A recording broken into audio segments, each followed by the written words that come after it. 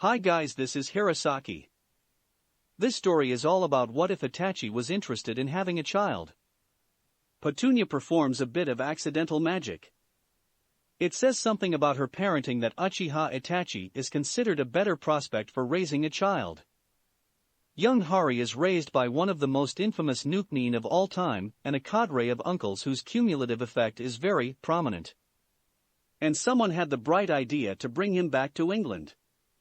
Merlin helps them all.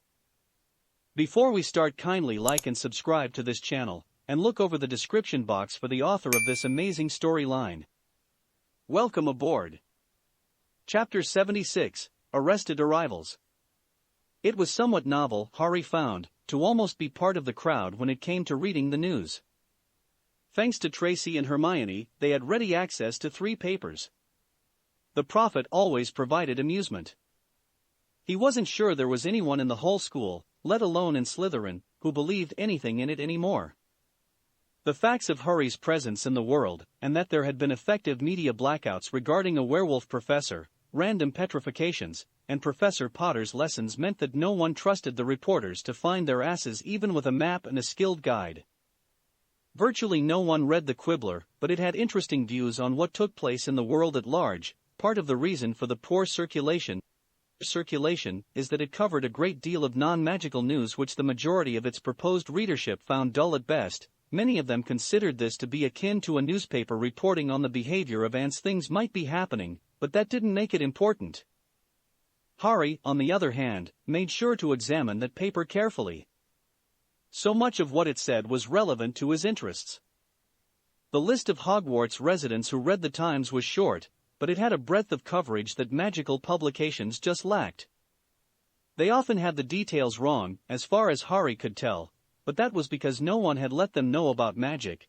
Even if the paper knew about it, though, they couldn't well publish that sort of thing without getting in trouble from a whole slew of magical organizations whose sole task was to see to it that people didn't know about magic for reasons that Hari neither followed nor cared about. Hari was so interested in the news because it gave him a quick review of how his employees were doing. It could take a day or two for their owl to arrive, and he hadn't had the interest in establishing a flow somewhere to get their reports faster. As a result, newspapers that apparently used non-magical communication got their information quickly and could publish in advance of his receipt of briefs. Apparently, someone had assassinated some rebel in some country. No one seemed to know who had done it, and there was a good bit of chaos as the man's forces tried to reorganize while adjusting to the loss of the leader. And the loss of whatever resources he'd had control of and any files he'd had.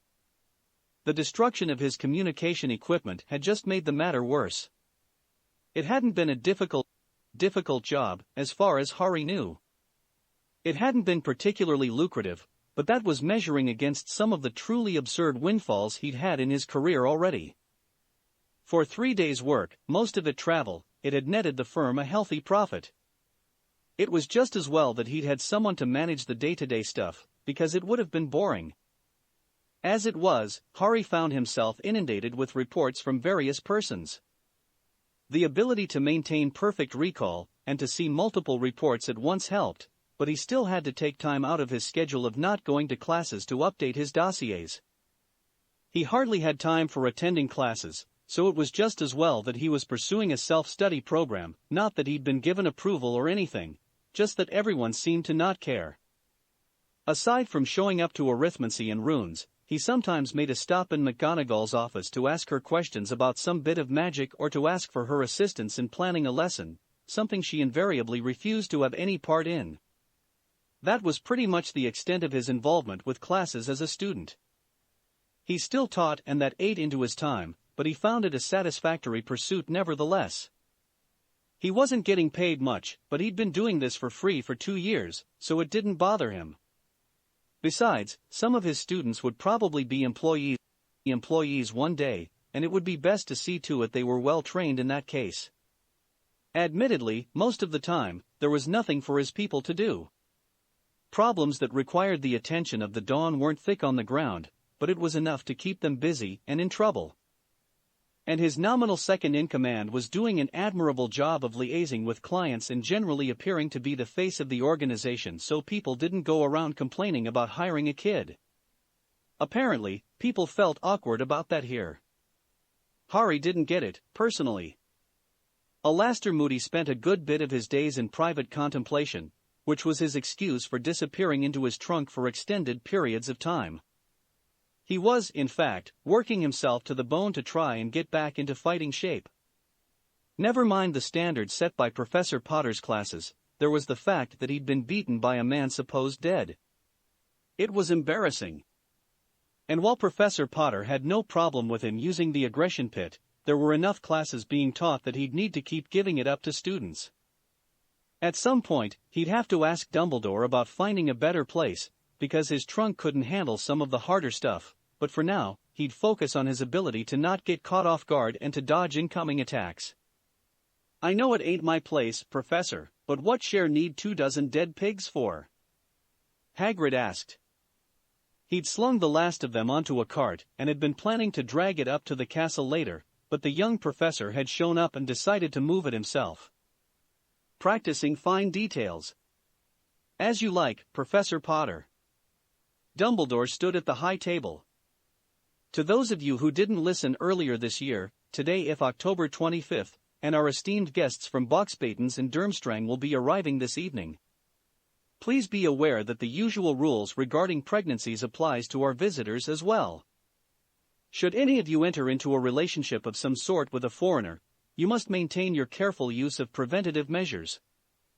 If you think I would be unhappy, should one of your pimply bundles of hormones should manage to become in the family way, then it is nothing compared to the full-on rage that I will experience if it should involve someone from outside the school. I am a great believer in sharing, as you may know, and when I am displeased, I like to spread it around. With a shovel.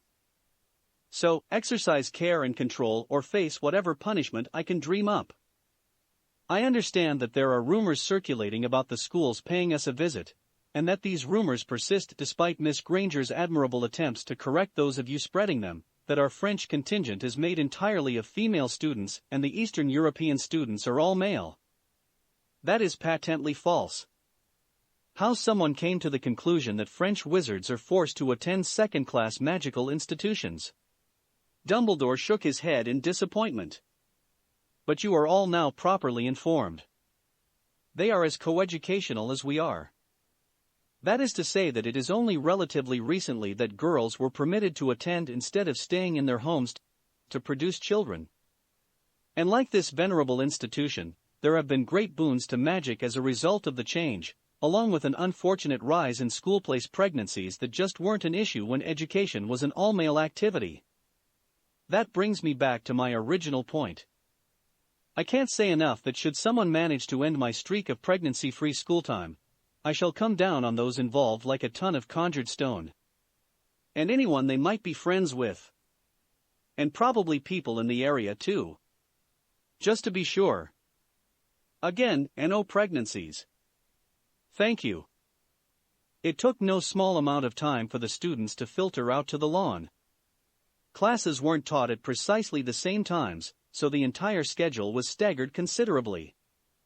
The result was a steady trickle of students finishing their last class of the day, some of them shortly after noon, and some of them barely before dinner, each having to return to respective dorms to drop off school books and the other detritus of education before turning around and making a long trek back to the entrance, or, in the case of Gred and Forge and many other troublemakers, the nearest secret passage to the grounds. It was a strange coincidence of the school's construction that all houses were equally distant from the Great Hall and main entrance, such that in the case of evacuation being required, all students in dorms would be at the absolute furthest distance from the nominal path to safety. When he had quiet time to think on matters, he wondered if he should try relocating things, but then something would come up and he'd find that he'd pushed the project aside. Dumbledore watched as Minerva tried to form the students up by age, then realized that there were some shorter older years and tried again by height. Of course, given that more people got added to the clump, she had to keep reorganizing, and if it weren't keeping her busy and preventing her from fretting, he would have pointed this out to her. There was gratification in seeing his deputy torn between righteous indignation and beaming pride when the Weasley twins took it into their heads to help by transfiguring the soles of various shoes into increasingly tall platforms. The pair decorated their creations with a variety of lewd drawings that very carefully bore no resemblance to their Transfiguration professor, but were nevertheless tastefully graphic. Dumbledore was fairly certain he saw Venus emerging on a second year's 6-foot-high footwear and a particularly good replica of 3 pink women. While he didn't appreciate them in the same way as others, there were still skilled examples of his specialty. Despite her pleasure at them showing aptitude, Minerva still gave them detentions and made them reverse their work. Thankfully, he had scheduled the other schools to arrive later than he'd told Minerva, so the whole of the student body was actually present and had just been chivied into order before their guests arrived. A number of students were looking around inquisitively. Suddenly, several pointed to the sky. Incoming! Then, the lawn was empty, save for the teaching staff, which, for these purposes, included young Professor Potter, though Moody was curiously absent. Minerva had whirled to glare at the empty space she had just spent over an hour arranging to her satisfaction. Without looking, she flung a cutting curse at Harry, who let it fly past his face, eyes closed and apparently relaxing in the night air.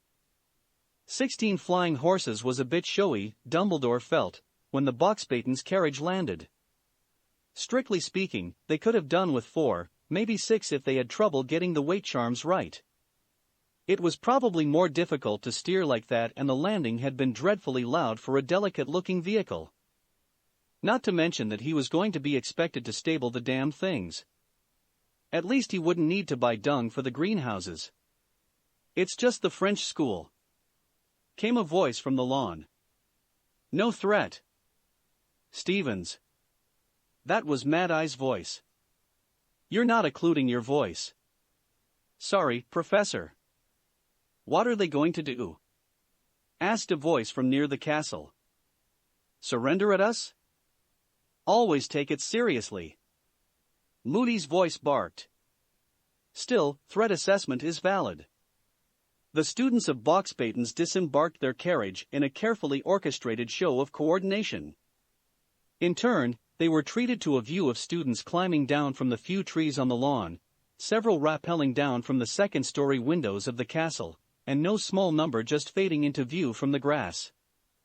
While they stood in neat, organized rows that showed their perfectly kept robes and allowed all of them to sneer at the English, the students opposite them were arrayed in a scattered pattern, keeping a bit of distance between each, and all had wands out and pointed at the ground. Madame Maxime stepped onto the lawn. Dumbledore. He was sure that she mispronounced his name just to annoy him. Madame Maxime, which he pronounced Maxime, in what he felt was an entirely warranted retaliation. Dumbledore had taken to completely destroying anything French he spoke in front of her, including the slightly different inflection on her title that had implications she surely knew he knew and had to smile about anyway. Besides, she was French, and if he couldn't be rude to the French, what was the point of being English? Even the Malfoys were rude to the French, and they still remembered their roots. So many students. I am impressed that you feel so many have a chance of being chosen to uphold the honor of your school. EET was so hard to choose, old friend. To tell the truth, Dumbledore felt a great deal of camaraderie with his opposite number from across the channel, but that didn't stop them from verbally sniping at one another whenever they were in hearing distance. But they are such exceptional students, you know. Or maybe you don't. Nonsense. He spoke up to be heard over the quiet muttering of his charges. Is she a threat? We've had nothing but improvements to grades over the last few years. A few casualties, but that's to be expected in an institute of magical learning. So proud. She looks like Hagrid. My students are always excelling, how could we have improvements? He's half giant. That sounds pretty threat. Why? How could I be anything else? A true prodigy studies here. Hagrid's not a threat. And he's been such a good influence. It had taken a bit of effort to say that part, despite the obviously increased academic performances demonstrated. Yeah, but she's a trained witch. It would be the first time one of your students has been. But she's French. That negates the half-giant. She waved a huge hand dismissively. But enough chatter. Are we the first to arrive? She eyed the disorganized students with a critical eye. Their disposition looked vaguely familiar to her. You are indeed. Igor is always running late. Or just running. Her smile was sharp. It was at the back of her mind. She'd seen this before. Always. The lake. A half-dozen voices called out. Then the lawn was empty of Hogwarts students again. Kirkmort! Snapped Moody's voice from somewhere in the open where he was completely unseen. You're not covering your fellows properly. Sorry, Professor. Said a voice from the sky. Good occlusion though. Stevens, take note. Out on the Black Lake, there was a small, black object rising from the surface of the water. As unlikely as it was, it slowly became evident that it was the mast of a large sailing vessel constructed from a dark wood and then further darkened by the setting of the sun behind it. Despite the multiple masts, it was unrigged and clearly unable to actually sail. From the tallest mast flew a half-dozen flags representing nations from the former Soviet bloc and the surrounding region. That the flags should have been soaked and unable to flap in the wind that wasn't blowing didn't stop them from doing so. Hold your fire! Dumbledore called as he fairly ran down the slope of the lawn. Hold your fire! Figures began to emerge on the deck, probably human, but obfuscated by their heavy furs. While that was likely a bit much for Scotland's autumnal weather, it still was better than what the Boxbaden students wore, which was better suited for summer on the Mediterranean.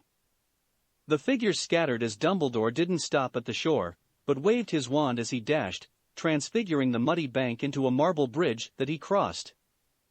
He got to the main cabin's door just as Igor Karkarov emerged. Death Eater! Cried several voices on the lawn. Karkarov had less than a second to register the elderly wizard bearing down on him before Dumbledore caught him in a flying tackle that carried him away from a barrage of spellfire and conjured metal. Hold your fire! Dumbledore's voice boomed across the grounds. He rose and dusted himself off, standing between the downed headmaster of Durmstrang and the lawn. He's not to be attacked. Is that clear? There was a pause, during which Dumbledore's eyes stopped twinkling entirely, and he glared at the apparently empty lawn. Then came Moody's voice. You were given an order. The barked statement drew out a reply on the riff of, Yes, Professor Dumbledore. Good. Dumbledore waited several seconds longer before turning and offering Karkarov a hand up.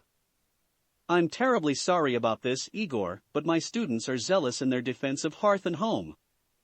Karkarov accepted the aid, mutely staring at the place where his cabin had been. What had replaced it was a collection of metal spikes where the deck hadn't been caved in by grapeshot and explosive hexes. Everything was scorched and still smoldered as his students rushed to conjure water.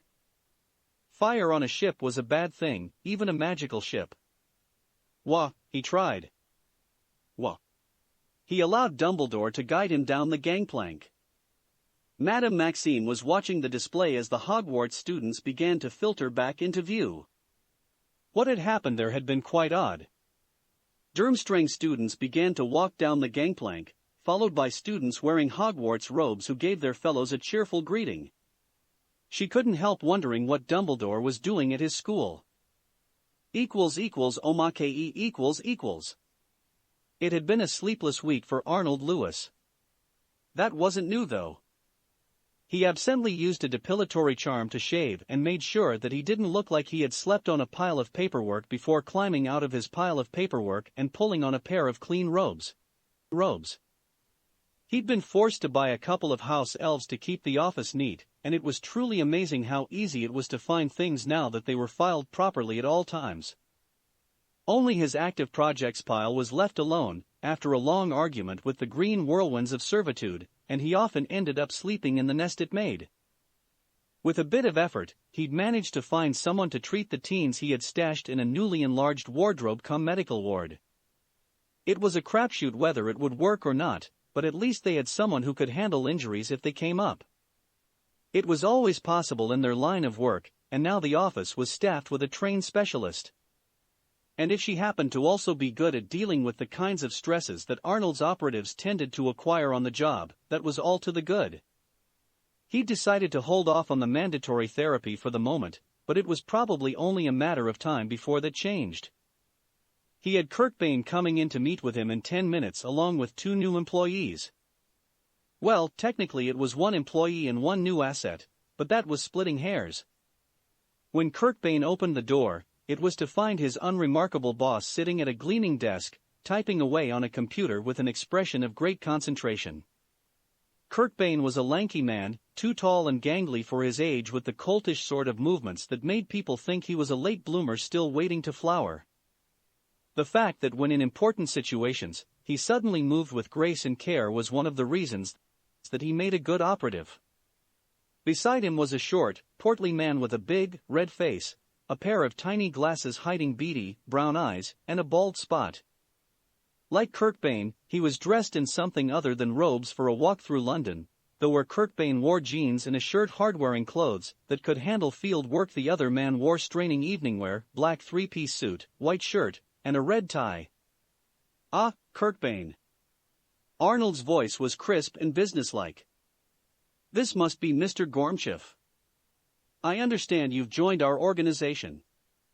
We can always use people who have highly specialized skills. I haven't signed up for going out and killing people." The man's voice was small and mousy. "Outside of what's needed for my skills." The man could not have sounded more rudely American if he'd tried. He also smelled vaguely like brimstone. "Of course. I was planning to settle you in an office and have you mostly act as a consultant when needed. The rest of the time, you're free to experiment as you like. There will be a budget for it. Now, I believe you have to introduce me to someone?" The man nodded and waved a hand. "Ellie Kedward." The man now sounded different, his voice was deep and resonant. "Ellie Kedward. Ellie Kedward." A wisp of smoke began to spiral up from the floor, growing thicker and heavier. Soon it was taking a shape. Arnold looked over the final result. It was a woman, that was abundantly clear. Unnaturally so. She was very pretty, but there was something sinister about it. Her features were even, pale skin and blonde hair. Her ample figure was concealed, mostly, by the rags of a dress left to elements. It wasn't just that her eyes were pools of blackness, or that her smile didn't make her muscles move properly. There was something wrong about how lovely she was. Arnold had encountered Vila at the World Cup, and they had been beautiful in a hot, sensual way. This wasn't the opposite of that. It wasn't cold and icy, it was just not quite right. Ms. Kedward. Her face arranged itself into a cold glare that was somehow effective despite her lack of eyes. "You had me taken from my woods." "I did." Arnold's eyes narrowed. "You are an anomaly. You are powerful. Therefore, you are useful to my outfit. Welcome to the dawn." Chapter 77, Agincourt. It is with great pleasure that I welcome our fellow institutions of magical education to join us this year for the Triwizard Tournament. Dumbledore stood at the high table, genial smile on his face and glittering twinkle in his eyes. Despite some issues with handling the arrival of our honored guests, we hope to nevertheless move past what could be construed as an attack on foreign soil. To the shock of no one, Durmstrang students had sat down at the Slytherin table. Even with the new Aurors coming out of the house, the families therein had a reputation for the kinds of magic that the school favored. They were looking around the hall, slightly uneasy at the way their hosts seemed unaffected by the destruction of Karkarov's cabin. In fact, no one from Hogwarts had commented at all on the subject and, when asked, just shrugged it off. To our friends from across the channel, I admit that we have no warmer clothing that would keep you comfortable during the increasingly cold temperatures that Scotland experiences for much of your stay here. As a British institution of learning, we are strongly in favor of drafty halls and dorms. Of course, I have no doubt that you will be fine nevertheless, as your headmistress has certainly been teaching you how to transfigure or conjure winter garments in preparation for your trip. The Boxbaton students, for reasons known only to them, had settled at the Hufflepuff table. They had been nonplussed so far, but now had taken to glaring at both Dumbledore and their own headmistress. One of their number was studiously ignoring the looks she was getting from nearly half the population in the hall. She was also the only one not shivering or otherwise giving signs of cold. Tomorrow morning, we will ignite the goblet of fire after breakfast. You will have all day to place your name in the goblet. At dinner, the goblet will select the contestants who will compete. I cannot claim to know what criteria the goblet uses to make its selection, but it is my belief that it will choose only the most qualified for the challenges that face the champions. Qualified, of course, to provide an entertaining spectacle. This is, above all, a demonstration for the world meant to show whose school is the best until the tournament is held again, so please set aside thoughts of being the most magically powerful or knowledgeable or bravest. The quality that I expect to be measured is how much the performance would astound, amaze, and awe viewers. But don't let me discourage you. I encourage all students to enter their names. We originally planned to have an age limit and require that only those who have reached magical majority be permitted to enter, but it strikes me that is a bit silly. If someone younger is better able to shoulder the burden of champion, why should age be a factor? I admit that I didn't mention this change to my fellow headmasters, but unless they really believe that their champion will lose to someone with less schooling and less time to develop their magic, I can't see why they would object. Both headmasters closed mouths that had opened. I also wish to greet our esteemed guest, Percy Weasley, whom many of my students will no doubt remember as a former prefect and head boy. He is currently acting head of the Department of International Cooperation following the resignation of his former superior, Bartemius Crouch Sr. He commended young Mr. Weasley's dedication to the underfunded and ill-treated department whose very existence the ministry seems to take as an affront. In addition, there is our other guest, Ludo Bagman, former professional sportsman and current head of the Department of Magical Games and Sports, an office whose very existence I take as an affront. Nevertheless, who better than Mr. Badman Bagman to operate a department which handles the suppression of illegal gambling? It seems quite reasonable to employ a man who currently engages in the practice to hunt down others who do so he knows so much about the topic. Now, I'm sure that you are all hungry. I know that my students are used to having dinner almost an hour ago, so they are surely starving. I feel that delaying food from time to time builds character though. It's the kind of thing that British schools are expected to do. Now though, I am sure that everyone is properly ready for food, so I bid you, eat. He sat down as food began to appear. The usual Hogwarts fare, of course, along with more foreign stuffs. Baguettes and bouillabaisse, strongly spiced sausage and borscht, even at the tables where none of the guests were seated. Fred and Forge began to mutter, heads together. The murmur quietly began to make its way along the entire Gryffindor table, people glancing around and then talking quietly. Professor McGonagall paled slightly. Her students were never quiet unless something was about to happen. Dennis Creevy piped up, "Oh, would that we had but 1/10,000 of the men now in London who do no work today." Fred laughed. "What's he that wishes so?" "My cousin, Creevy?" "No, fair cousin, if we are marked to die, we are enough to do our school loss, and if to live, the fewer men, the greater share of honor, God's will. I pray thee, wish not one man more."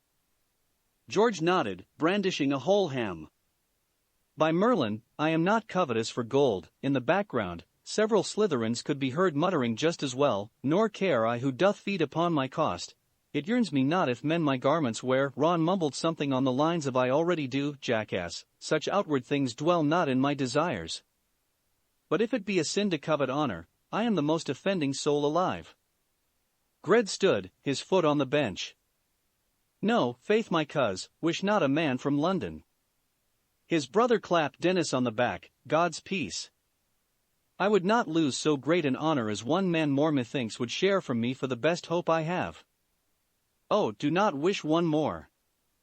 Rather, proclaim it, Creevy, through my house, that he which hath no stomach to this fight, let him depart, his passport shall be made, and nuts for his convoy put into his purse, we would not die in that man's company that fears his fellowship to die with us. Forge climbed from the bench to the table, and raised his voice. This day is called the Feast of Crisp Ian. He that outlives this day, and comes safe home, will stand a tiptoe when this day is nommed and rouse him at the name of Crisp Ian. He that shall see this day, and live old age, will yearly on the vigil feast his neighbors and say tomorrow is Saint Crisp Ian. Then will he strip his sleeve and show his scars, and say these wounds I had on Crispin's day. Old men forget, said Gred as he too stood. Yet all shall be forgot, but he'll remember, with advantages, what feats he did that day. Then shall our names, familiar in his mouth as household words, the Weasley twins, Creevy and Longbottom, Johnson and Spinnet, Bell and Macmillian. He hoisted a glass of pumpkin juice, sloshing much of it over his fellow Gryffindors, be in their flowing cups freshly remembered. This story shall the good man teach his son, George chimed in, striking a pose with a foot on a roast pig. And Crispin Crispian shall ne'er go by, from this day to the ending of the world, but we in it shall be remembered, we few, we happy few, we band of brothers, for he today that sheds his blood with me shall be my brother, be he ne'er so vile, this day shall gentle his condition. And gentlemen in London now abed shall think themselves accurs they were not here, and hold their manhoods cheap whiles any speaks that fought with us upon St. Crispin's day. With a roar, the students of Gryffindor rose and charged at the Hufflepuff table. Most of them wielded baguettes and plates, though several of the younger students had begun to construct crude catapults with the first years preparing stacks of ammunition in the form of baked potatoes and rolls. Forward! Screamed Gred, rushing a box baton student using his loaf as a spear. The boy was knocked onto the table behind him and skidded through a pot of soup and onto the lap of a Hufflepuff prefect, who promptly scooped up a chicken leg and tossed it at Forge. Traitor! Cried the redhead as he was caught in the cheek. The Ravenclaw table was about to stay out of it until some of the Gryffindor artillery overshot and landed amid tables. The eruption of mash and salad dressing was treated with the same severity as a flow of lava rushing for their precious books. With narrowed eyes, they calmly transfigured bowls into helmets and began to lob their dinners at the melee one table over.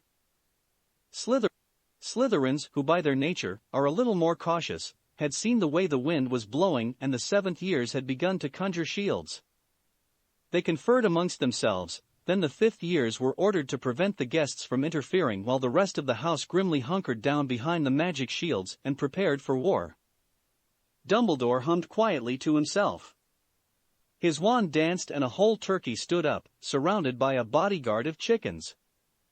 All of them used cups and plates to fashion rudimentary armor, and carried steak knives as their weapons. They arrayed themselves in an arc in front of the headmaster, and began to cut down any food that flew towards him as he returned to his meal, apparently unaware of the chaos that had begun to erupt in his dining hall. Beside him, his fellow headmasters stared in shock, watching the violence unfolding. Snape had a hand resting on Karkaroff's arm. Let it be, Igor. Better they get this out of their system now. It will only get worse if you try and keep a lid on it. On Madame Maxime's other side, Professor McGonagall had covered her face with a hand and was muttering unkind things about Molly Weasley that made her colleagues look askance at her. Alone in the chaos, Draco Malfoy sat as an oasis of calm. His food was well prepared, and he meant to enjoy the excellent feast being presented. Absent-mindedly, he ducked his head as a platter laden with a stack of cups containing a yellow custard that was no doubt destined to be smeared across the clothes of the students in their brawl. "Sorry, Mr. Draco," called a high voice from the hubbub around him. "Not to worry, Mipsy," he replied as he held out his cup for an eager house elf to refill. "I ducked in time." There had been something in the air upstairs. Draco hadn't even entered the great hall. He'd simply turned around and headed straight for the kitchens, where the elves knew him and were more than happy to provide food. He had mastered the art of eating in a magical kitchen, putting to use Professor Potter's lessons to avoid flying kitchenware and anything else that needed to be moved on the most direct path between 2 points. It took the box baton students some time to get into the swing of things, and 2 of the female Hufflepuffs had to quietly tackle the slender blonde whose hands had begun to smolder when her front was doused with gravy. She had issued a shrieking challenge, her fine bone structure beginning to change before she was petrified and shoved under the table, where she would be out of the line of fire. The rest of the students had rallied and worked with the Hufflepuffs to rebuff the Gryffindor assault, though they were all mortified at the state of their clothing. Percy Weasley snarled a curse as he saw his house faltering. He leapt from his seat and sprang down onto the Gryffindor table where the lions had regrouped. Striding along the length of the table, he raised his voice, waving a baguette wildly.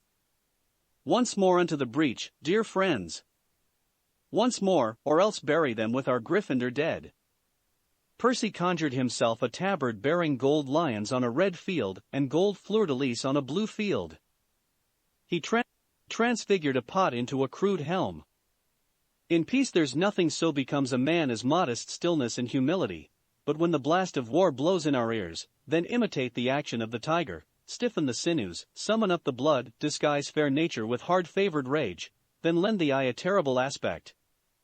Percy's own eyes flashed with fiery mania as he paced, his voice rising and carrying through the lull of the fight.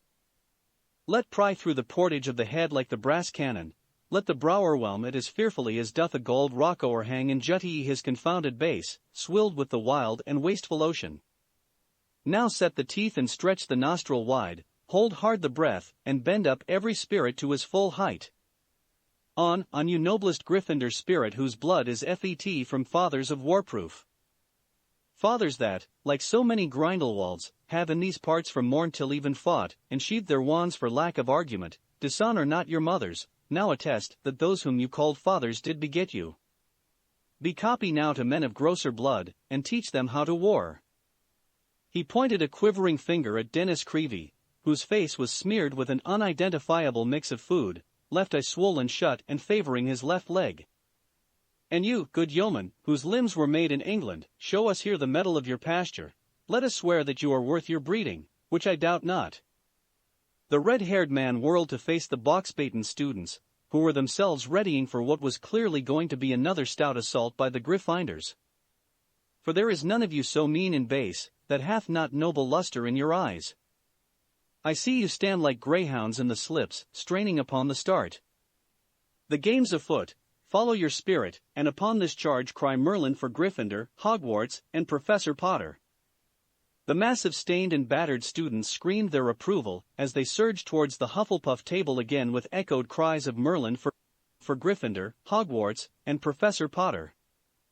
Hermione conjured alarms which began to blare over the sounds of comestible battle, and piles of gunpowder she set alight to explode and fill the air with a gritty, black smoke.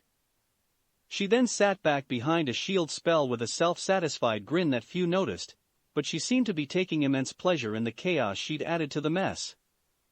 Professor McGonagall had switched subjects, and was now questioning the parentage of the entire Weasley brood, suggesting that Molly had coupled with an increasingly unlikely series of partners, most of them of a non-humanoid variety, and several quite vile.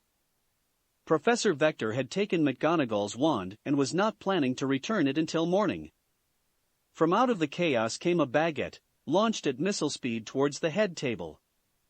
There was some shock from the guest headmasters, though not much from the staff, as the turkey bravely stood its ground and was impaled by the bread. It flew backwards and landed on Dumbledore's plate, where the bearded man scowled and began to pick bits of sweet potato from his beard. The rank-and-file chickens gathered in a huddle. Their stubby wings gesticulated wildly for a few moments. One of them smacked another on the severed neck. Then came the overlaying of wings in the center of their circle. The group broke up and trotted over to surround the fallen turkey. One began to wave its wings in a series of careful gestures, while another dragged over a glass of wine it had seized from Severus Snape's unresisting hand. The man couldn't bring himself to refuse, and thereby miss whatever was going to happen next. Two more began to use blood oozing from Hagrid's stake, also stolen, to draw symbols on the white tablecloth. Karkarov watched in blanched terror as the scene unfolded. He recognized what was going on. It was only slightly surprising to him when the turkey lurched to its drumsticks and began to shamble back into position in front of the headmaster of Hogwarts, baguette still piercing all the way through its body. "Dumbledore," hissed the master of Durmstrang, not taking his eyes from the animated bird. That was an inferi ritual. Your puppets just used an inferi ritual. Did they? Asked Dumbledore mildly as the turkey used a steak knife to spear a flying potato from the air and chucked it back into the mess below. Yes. How odd. But how did? Dumbledore cut the man off by rising to his feet and conjuring a live turkey into the air before exploding it, sending flaming bits of gore down on the scrum. Thank you, everyone, for that stirring performance. He managed to sound less pleased, possibly because his eyebrows had gravy in them. However, I find that mealtime has come to an end as we all need our sleep. Our guests have hand-long journeys, and we have ensured that they are properly riled up so that rest will be difficult to come by. It is, therefore, my decision that we now adjourn to our various beds in order to achieve a morning leading to productive schoolwork. He glared until the last of the fighting died down and students tromped out of his wrecked dining hall. At least the house elves would be happy. == Arnold watched a visibly uneasy Kirkbane leave the office with the stone that could summon the newest Dawn employee. It was time to give her a test run. He'd spent the time before her arrival doing research into the history of Ellie Kedward. It was fascinating stuff. There was the trouble of historical accounts being unreliable and probably embellished, but even if only some of it were true, it meant he had a valuable new asset in his arsenal. The variety of abilities demonstrated put her far and away outside of any ghost he'd managed to find. Even poltergeists lacked some of the things she could supposedly do. There were some magical species that might fit the bill, but since they'd actually bound the spirit haunting the region, he was disinclined to believe that there was a second mysterious entity. And that was why he was meeting with his new occult specialist. What is Ellie Kedward? In theory, there should have been some opening pleasantries, but Arnold wasn't inclined to delve into them with someone on payroll, and Mr. Gormchev had the impatient face of a man who wanted to be back in his new laboratory, playing with dead mice. The man shifted nervously. You're a wizard? Like the man who recruited me? That had Arnold blinking. Yes, he stared at the man. Then something clicked. You aren't? Well, I guess that to the unenlightened, Arnold could hear the capital letter, I'd be a wizard. But I can't do things like you can. His voice was definitely small and far too high for someone that large. But everything about the man's presence said that he was a rich man who was afraid of his shadow. Everything, that is, except the fact that he specialized in the truly dark occult. We don't generally talk with non-practitioners about this sort of thing. Arnold made a gesture to go on. We keep to ourselves, mostly. Study the craft. Learn how to commune with spirits and entities. Make deals. That sort of thing. Ellie Kedward was certainly one of us. I can't say what she did to make herself the way she is, but she's some sort of in-between being. Not truly outside, but not merely one of us anymore. Arnold closed his eyes for a moment. Apparently, the Dawn was now entering into a world that wizards didn't know about. How did this happen? Tell me everything. His day was looking up. Chapter 78, Just kidding. It was a crowd of hungry students who rushed the great hall when breakfast was being served. The abrupt end to the feast the night before had left them with rumbling stomachs and long lines to use the showers. The guests were slightly subdued, given their long journey was followed by a night of getting clean of food. Nevertheless, the prospect of eating sent them moving at a quick pace. There had been some reshuffling of seating, since the Boxbaton students tried to join the Slytherin table, and thereby be as far from Gryffindor as possible. When they were rebuffed, they colonized the Ravenclaw table to put distance between themselves and the craziest of the English they were being forced to deal with. Despite the small war that had taken place, the hall gleamed. Normally, breakfast was a piecemeal affair, with students showing up as they woke, sometimes in contravention of avoiding lateness to class. Today, though, the hall was packed. A total of 2 students had not gone hungry the night before, and that increased attendance significantly to pretty much the whole of the school and the assorted guests. Pansy looked around the overfilled table. "Where's Malfoy?" she asked. The first sign that something was off was the lithe blonde French witch taking a sip of her water. Her eyes widened. "Don't eat th," she trailed off as she saw that she was the last to have started her meal. Then things happened rather quickly. The entire contingent of Durmstrang rushed towards Millie, each calling to her, using a variety of appellations, since they apparently didn't know her name, and demanding her attention and affection. That was followed, moments later, by all but one student from Boxbaden's rising to their feet and charging towards her as well. In seconds, they had realized that there were others interested in Millie and turned on each other, wands drawn in anger. Rune Ward sprung up between the high table and the rest of the room. The screams started shortly after that. Fleur Delacour sipped her water and frowned. Not just Amortentia, then. She paused. Rage potion, maybe? She watched the Hogwarts students quietly remove themselves from the fight and resume their meals without comment. Double strength, actually, the voice was mild and friendly and directly to her left. She jumped, head snapping around to find a young man sitting beside her, watching the fight.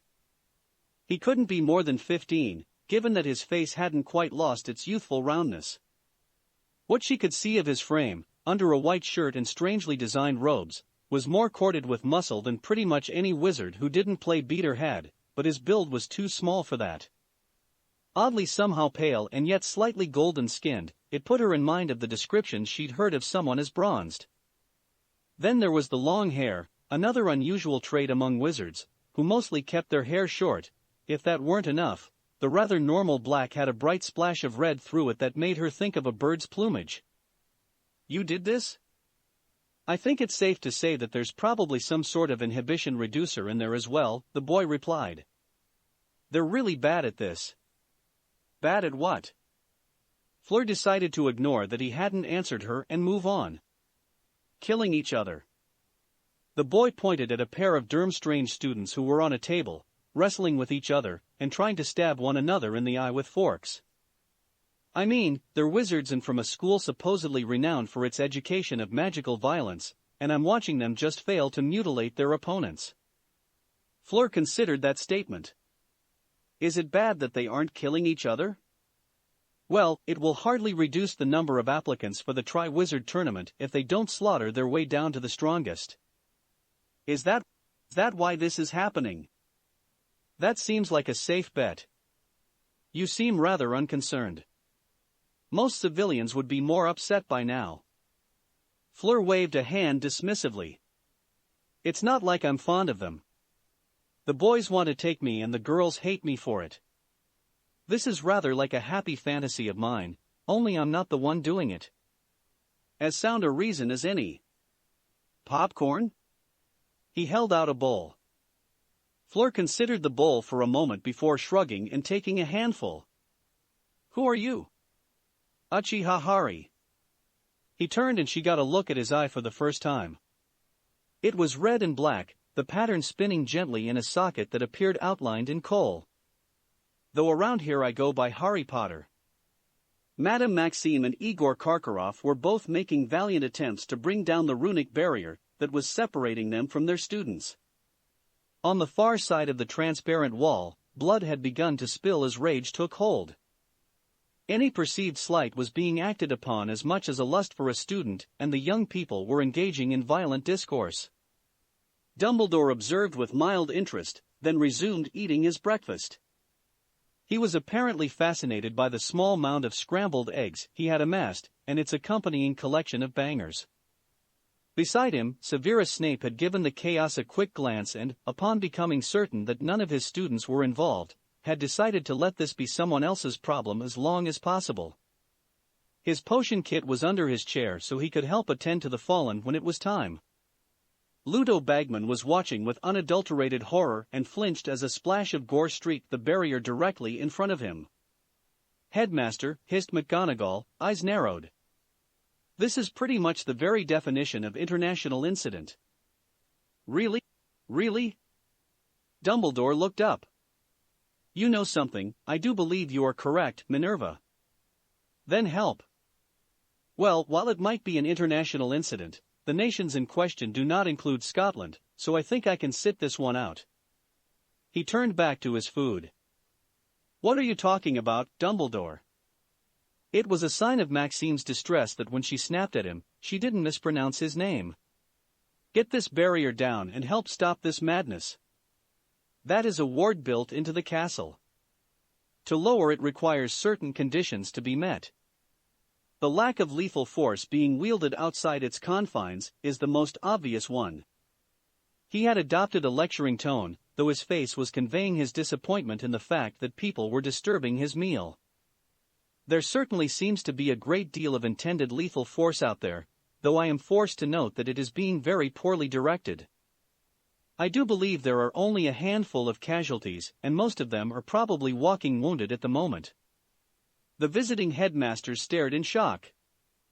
The Hogwarts staff, having spent several years in close proximity to this kind of thinking, had mostly just accepted that if Dumbledore didn't want to do something, that the list of people who could compel him was very short, and that the sub-list of those who were also in the area was roughly 1.5, the not-quite-dead Dark Lord, and Professor Potter. Of them, Professor Potter was the only one currently active, and he seemed to be having a quiet chat with the only guest student not engaged in some incompetently directed violence. The sign of things going further awry was only a sound for the visiting headmasters, turned as they were to face Dumbledore. From the other side of the barrier came a dozen voices shouting unforgivables out.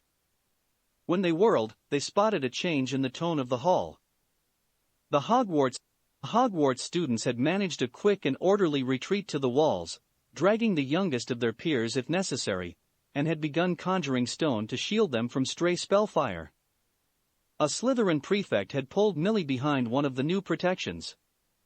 The general melee had grown more tumultuous, with sickly green light flaring out of the mass of humanity in twisting bolts. Aside from the fighting, only two people weren't hiding behind some form of cover. Fleur Delacour and her strange companion were still eating popcorn and having some sort of discourse, seemingly unaware of the mayhem nearby. The good news, Dumbledore said cheerfully, is that this will end the violence very shortly. Just as well, grumbled Mad-Eye from his seat. He ate in the great hall, but only food he had procured himself. He was there because the headmaster had insisted that it was part of his job, something that he'd resolved to check his contract about just as soon as there weren't pressing issues to deal with. If they lived, Professor Potter'd have their hides for being so damn bad at this. Saves me the trouble of having to have a bunch of idiots in my intro course. I do believe you will be the Boxbaton's champion, Harry commented as his bowl of popcorn refilled itself. I was always going to be our champion, Fleur replied. I am the best. It wasn't said with the tone of arrogant conceit that would normally accompany such a statement, it was given merely as a fact in the way that someone might reveal that the sky is blue. We brought along the rest of them because many have influential families who insisted they be given a chance. Had. They had families. Most of your contingent are dead. Though that fellow over there is standing out among this bunch of blundering morons. What a shame. Fleur took more popcorn. I shall be forced to not endure attempts to seduce me or snide remarks stemming from my greater attractiveness. Will you be your school's champion? Nah. Fleur raised an eyebrow. Really? You seem, she paused, giving him a once-over. Powerful. There were connotations in that statement that went beyond the normal, and even what might have been the usual implications. I am. Harry sighed. But I'm also on staff this year. You are on STA, she trailed off. Oh. Professor Potter? She smiled weakly, though it quickly morphed into a true smile, and was joined by a warm chuckle. Even in France, we have heard rumors. Now you've told me, it seems obvious. It really is. I'm actually a little surprised that no one has worked it out yet. Potter is a common enough name. Just because there is a famous Potter does not make it unique. Fleur laughed softly again. Did you see that one over there? She just walked headlong into a killing curse. I still find your calm a refreshing change. I'm not fully human. I don't have fully human thoughts, Dumbledore. Do something. Karkarov had gone hoarse trying to cast his way through the barrier, and was now shouting at the elderly headmaster whose only response had been to conjure a pair of earmuffs and continue eating.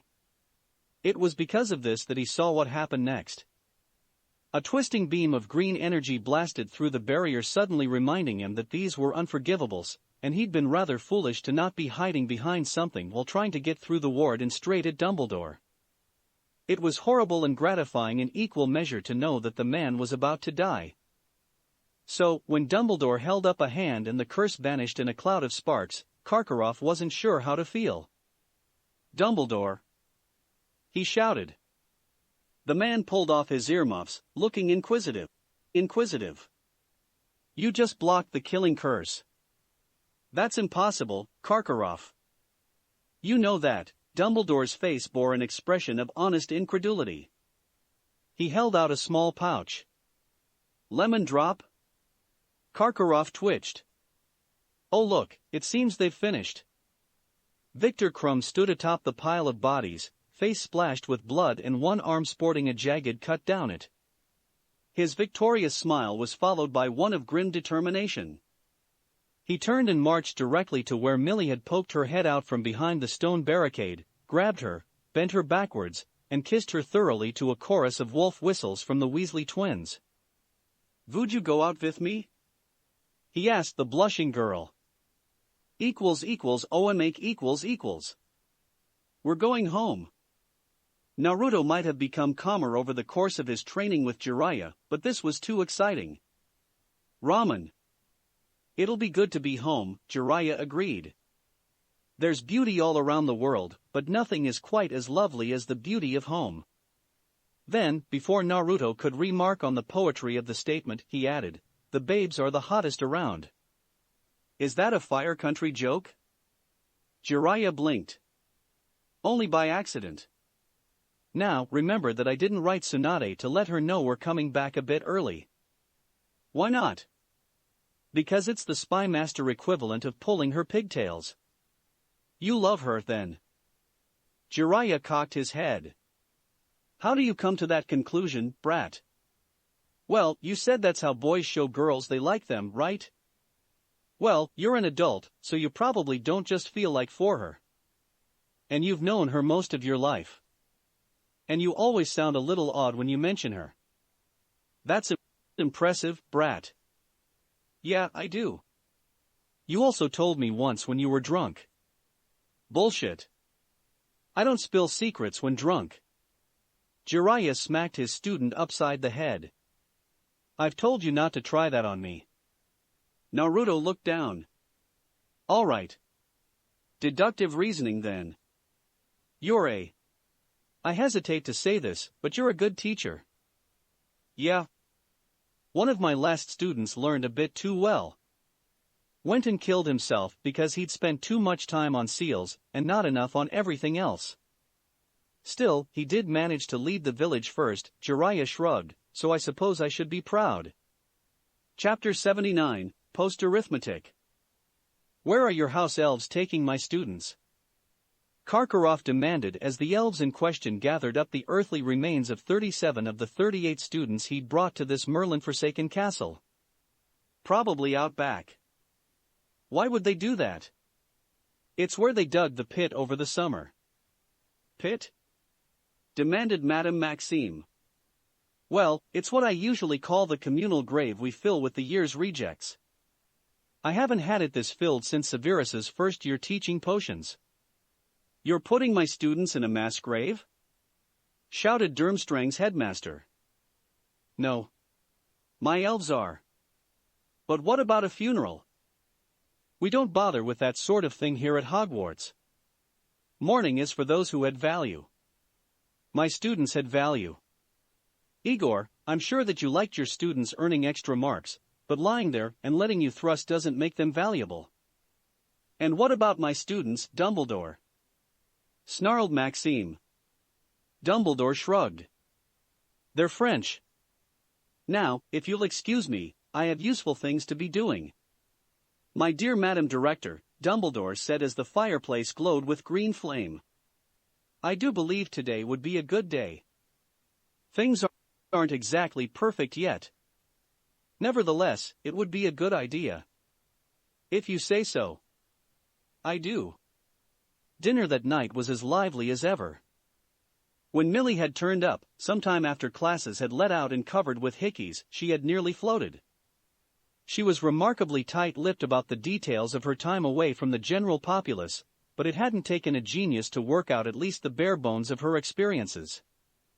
She seemed a little lonely, but said that Crum had needed to go think for a bit. The furniture was all new. One of the upper years revealed that the house elves had burned everything out back, near the failure ditch, and had probably spent all afternoon rebuilding. That explained why they'd had a picnic buffet on the lawn instead of lunch. It had been a scene of carefully controlled chaos, as the elves kept the makeshift table stocked with food and drink so students could eat as the mood took them. The few who had met them before noticed that they seemed happier than ever, possibly the level of work they were engaging in was cheering them.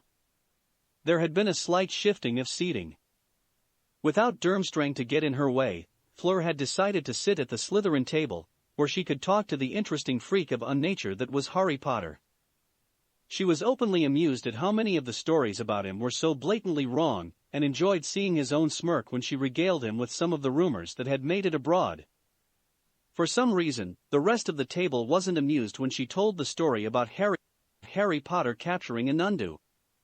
She found herself intrigued by the young Tam Riddle, whose glowing eyes suggested a demi-human heritage. When asked, all she had said was that there had been an incident with a magical artifact and refused to divulge anything further. She had an unconventional view of magic and claimed it had been taught to her by Harry. It was certainly a fascinating discussion on the nature of transfiguration runes when the meal was interrupted by Victor Crum walking into the great hall and striding purposefully over to Millie. "I have to apologize for my behavior earlier," he said, his tone formal. Before she could respond, though her expression grew less exuberant, he continued. "It is unthinkable that I would assault such a lovely young woman.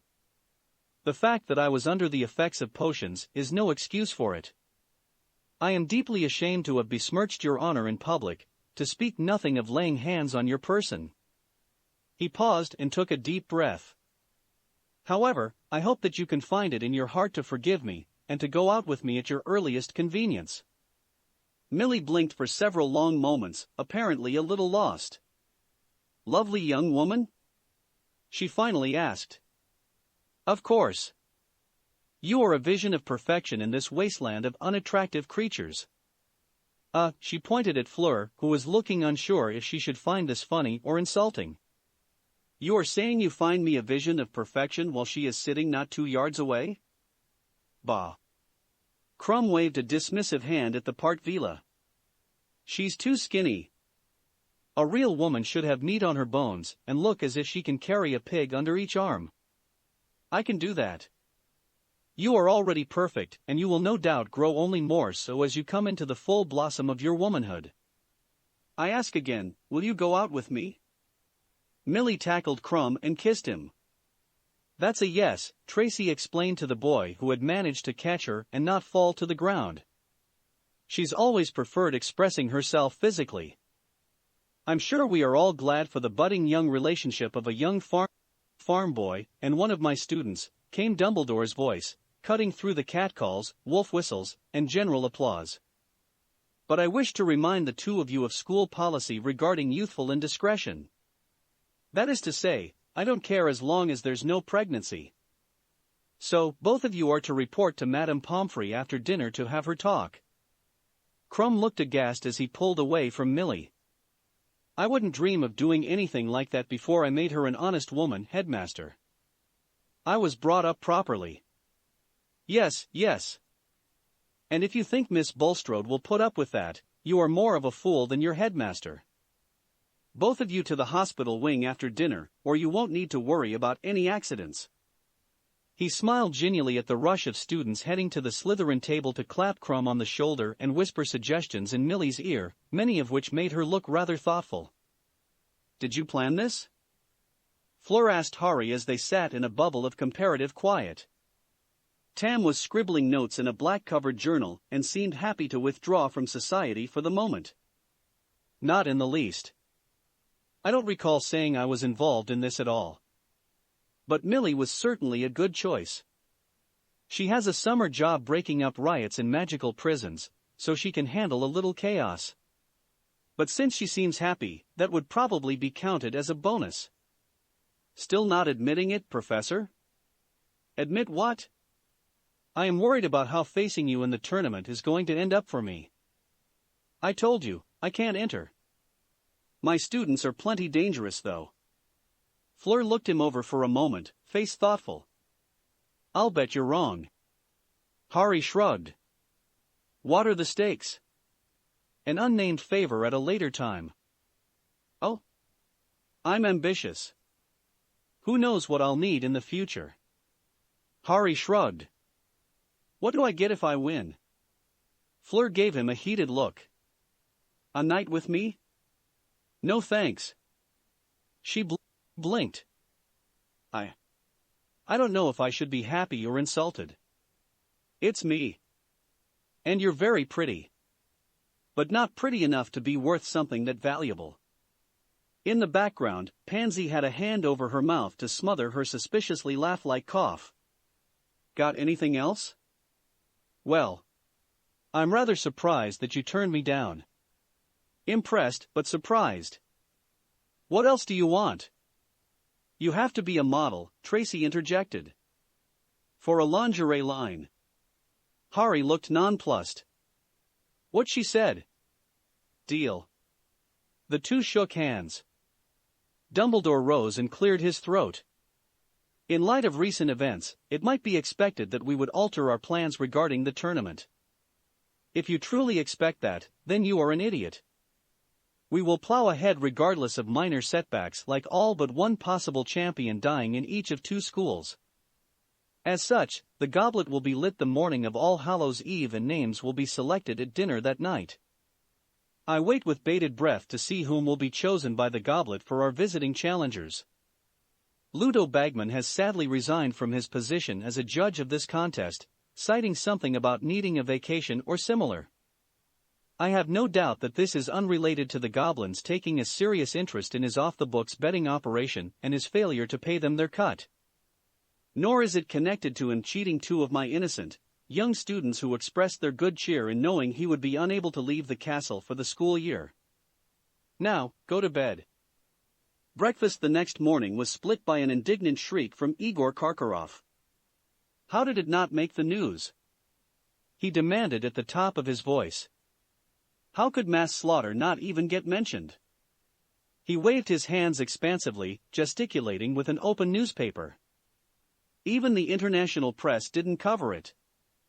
Our local papers have nothing on it, for Merlin's sake. Igor, murmured Snape, his voice barely audible over the sounds of conversation. It's in the Prophet. Just below the advert for adult chastity belts. See? He pointed to an article with illegibly small print. You need to use a magnification spell, but it has all the details and commends Mr. Crum for his complete victory over his barbaric peers. The front page of the Prophet was dominated by the headline, Sirius Black Innocent? And the subhead of decade-long cover-up by Ministry and then is anyone safe? The picture taking up the rest of the page, aside from a small column of text, was of a young Sirius Black, untainted by time in Azkaban, standing in front of a run-down house with a beautiful woman on each arm. The caption explained that it was the Black ancestral home, and the women were a pair of muggles who'd won beauty contests. Opening the small amount of actual information on the front page was the revelation that Sirius Black had never, technically, been tried for any crimes and called the decade he spent in prison a plot by an ambitious director of magical law enforcement to cover up his own son's involvement in you-know-whose reign of terror. Inside was an article detailing the original accusations against the scion, and only remaining member of the Black family. It mostly boiled down to him having been accused of murder, because he was found at the scene of an explosion and kept saying I did it. While the paper acknowledged this was a solidly circumstantial case, the fact remained that he had never been, in a technical sense, charged and, therefore, was certainly not convicted. Moreover, It went on to explain that there was no grounds for the last remaining black to have been considered you-know-who's right-hand man beyond the allegation raised by a certain disgraced member of international cooperation. A second article explained how the valiant, brilliant, and dedicated servant of justice, Madame Amelia Bones, had undertaken the Herculean task of investigating the matter after having looked for the trial records when she'd been doing a routine review of Azkaban's paperwork. She felt it was a black mark on the department that it had taken so long to address the oversight of justice, a position the papers soundly rebutted with the claim that only someone as intelligent and lovely as her could have done this great service to wizardkind. It catalogued the months of quiet digging through records and files and asking of questions before she had been able to put together the whole story. In her capacity as Director of Magical Law Enforcement, she had issued a formal apology to Sirius Black and a warrant for her predecessor, who was declared a dangerous fugitive. A bounty had been placed on the man's head. An entire two-page spread, entirely without pictures, dedicated itself to the text of an interview between Sirius Black, of the House of Black, and Rita Skeeter. It opened with a note that Mr. Black had insisted on the use of a quick quotes quill and the complete transcription of their conversation without redaction. He was entirely candid about his life with his family and the various horrors that they were involved in. It repeatedly referred to him as the white sheep of the family, something that had apparently been another condition of his interview. He openly admitted to his shame that he had thought himself clever to use Peter Pettigrew as a secret keeper, and that it might have been a better call to use almost anyone else. The interview skirted the edge of his time at school, focusing only on his immense sexual prowess and the vast number of his fellow students he had slept with. Regarding his recent time out of prison, the DMLE had put him on RNR during the past month. He said that he had been making sure that his great bedroom skills had not atrophied and putting them to practice with as many attractive women as he could find, as well as an offer to any attractive woman reading the article to look him up. Yet more space was eaten up by a collection of photos that showed Sirius Black with a vast number of pretty females, pictures of his late family members who he made it clear he didn't mourn in any way, a list of lingerie lines he appreciated seeing people in, and a call for Barty Crouch Sr.'s head on a pike. There was even a short piece about Sirius Black's position as godfather to young Harry Potter, and the hope that his good character would help the boy who lived become the best man he could be. ===. Arnold Lewis picked up the phone. One of the advantages of Muggle technology was that there was a way to communicate quickly without having a roaring fire going in the room. For one thing, despite it being autumn outside in London, in here it was nice and quiet and warm. And also, he had all this paper around, and the idea of having flames near it was worrying. Yeah.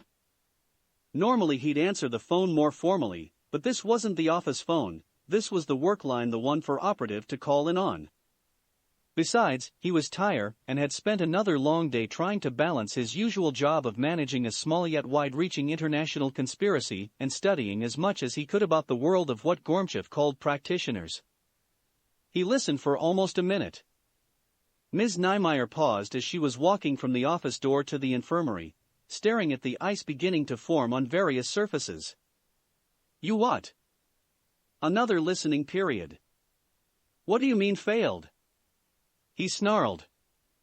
We're the Dawn, Higgins. We don't fail. Arnold let the quivering voice on the other end of the line stammer out something. Fine. I'll let the boss know. You can explain this to him. He slammed the receiver down and glared at the wall for a moment. Then the frost began to abate and he pulled out a piece of letterhead. The medic shook herself and headed for her workplace. The dawn was full of strangeness, even more than she'd encountered during several years of residency at St. Mungo's and working in their emergency wards. Still, the pay was good, and they were always polite to her. No one made passes or anything, so it was worlds better than anywhere else she could have been hired. But then things like that happened and she remembered that for all that, they were also a bunch of dangerous freaks. And the worst part was that she was getting used to it. Chapter 80, Failure Needs Addressing. Albus Dumbledore looked up from the magical device he was fiddling with. It probably served no purpose, but he couldn't be certain of that until it was fixed, and it had been a wonderful way to ignore the complaints about his treatment of dead people who were categorically not his problem. Percy Weasley had been kind enough to explain the legalities of the issue, which boiled down to the fact that, with the exception of one young man that Miss Bulstrode had punched in the face after he tried to grope her, none of his students had done anything wrong, although Dumbledore had mentally amended that to none of them could be proven to have done anything wrong, and so this appeared to be an issue for France and whichever country's Durmstrang was ready to officially admit it was located in to deal with. His tiny bits of magical kitsch had been so very good at getting them to go away. Yes, Alastair? The grizzled ex-Auror and current professor, as well as rather enthusiastic student of his guest lecturer, tromped into the cozy office and gave it a glare of suspicion. Dumbledore was mostly certain that there was nothing for the man to see as a threat, but life with his students had taught him that they could come up with some truly inventive ways of managing to endanger life and limb without trying. Besides, it was just in Moody's nature to glare at things suspiciously. If he didn't, Dumbledore might worry he'd been replaced again. I've had word from a mutual friend. Ah. Good. Dumbledore abandoned his futile attempts with bits of silvery metal and gave Moody a look that was disturbingly attentive. Tell me. Harry scooped up the letter that was deposited on his plate by a nondescript barn owl. It dropped the envelope and winged off without stopping for food, and nearly sending several other owls into things as they dodged out of its way. Cream-colored paper, completely without adornment. In a careful print on the front was the simple title Boss.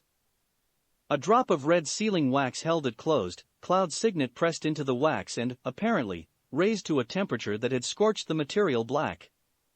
He blinked once or twice. To the surprise of only one person at the table, the paper caught ablaze and vanished into a pile of ashes. Did he just burn his mail? Murmured Fleur to Pansy. Aha. Pansy was disinclined to stop eating her toast just to answer a silly question. Besides, it would get cold. Without opening it? Pansy just gave the pretty, young woman a questioning look. I was just confirming I'd seen what I thought I saw. Fleur sighed and turned to Harry. What was that about? Just a letter. He rose. Professor Headmaster. Dumbledore grunted. He'd been up late planning things out, and was now enjoying a cup of tea that might have had a few drops of Severus's brew added to it. Words weren't coming easily at the moment. The good news was that Igor and Olymp had stopped complaining for the moment, possibly because they'd gone hoarse. He'd had the house elves spike their dinner with a potion last night. I'm going to have to go on a trip. Another grunt. Something's come up. When he got a final grunt, he nodded and turned to Moody. Mr. Moody. Yes, Professor? You'll be handling classes for a bit. Moody looked torn between being giddy with excitement and frozen in stark terror. AAR, are you sure? I mean, I'm doing pretty well, but, he trailed off. Of course, you're sure. I won't let you down, Professor Potter. Good. I'm sure you have lessons to plan. I've got to take care of an issue. On the last word, his face grew cold and distant for a moment, looking less like the cheerfully homicidal boy who taught young people his version of combat and more like a horrible monster from the darkness between the stars, his red eye gleaming in the shadows that cloaked his face. Then the moment passed, and he grinned. See you. Harry sat in first class, as he always did. He'd had a short conversation with the office manager who made sure to tell him that it was the field agent who'd requested his presence. The young man had seemed distracted and promised a full report just as soon as he understood what the hell is really happening in the world. There was the bright spot that it might be something he was unaware of to look forwards to. In the meantime, he had projects to work on.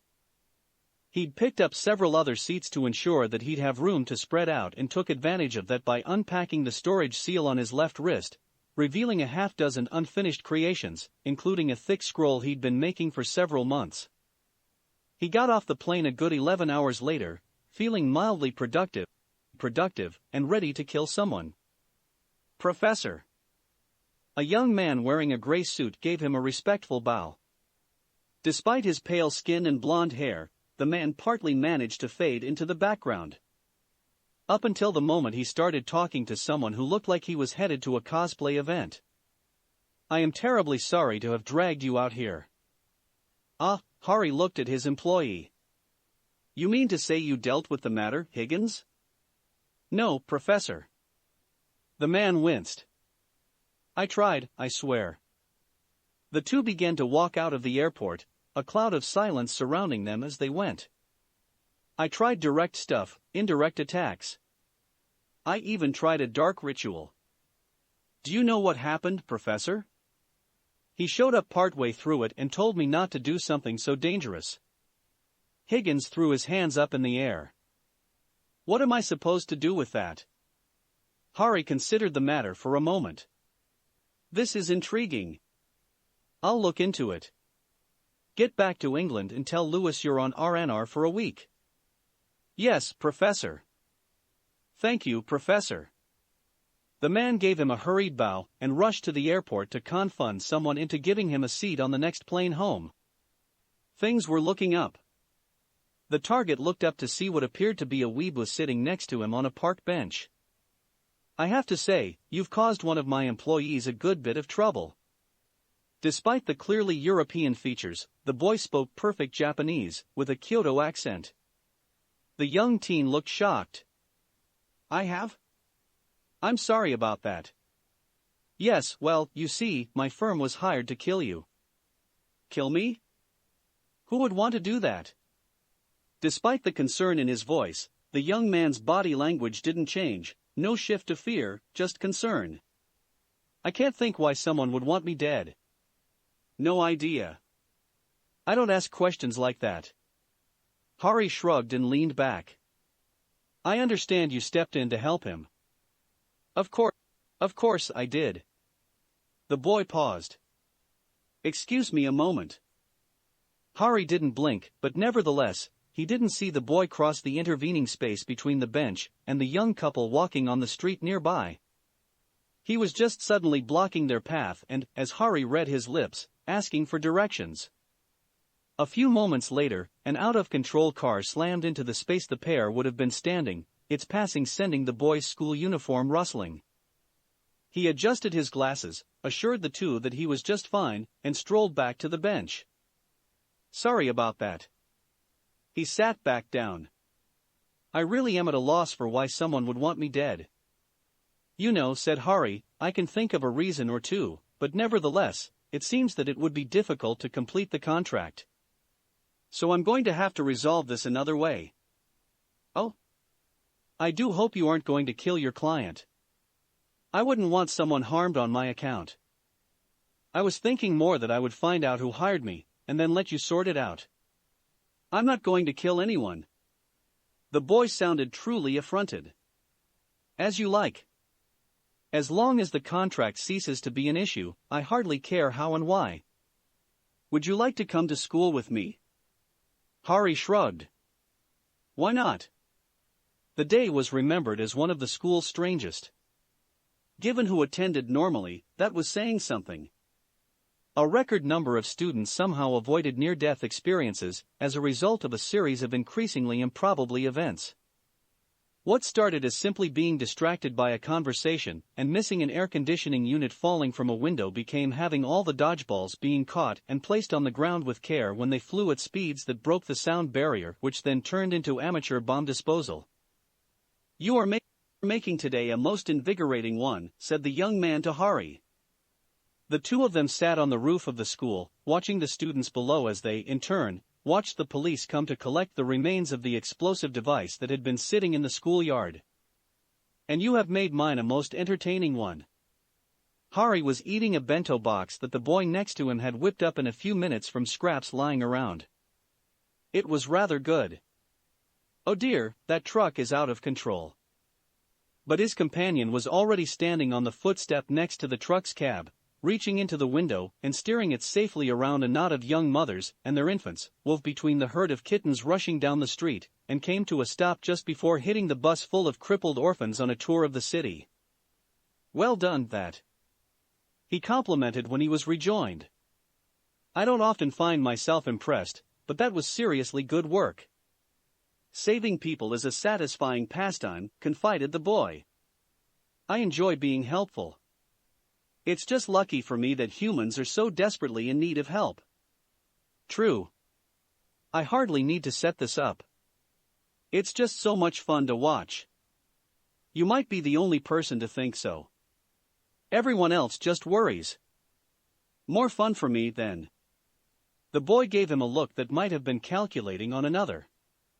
I'd like to make a bet with you. Oh? I warn you, I don't lose bets. I don't lose either. We're about to be having the annual fundraiser fair, but during it, money can be donated as well. I say I can raise more money than you can.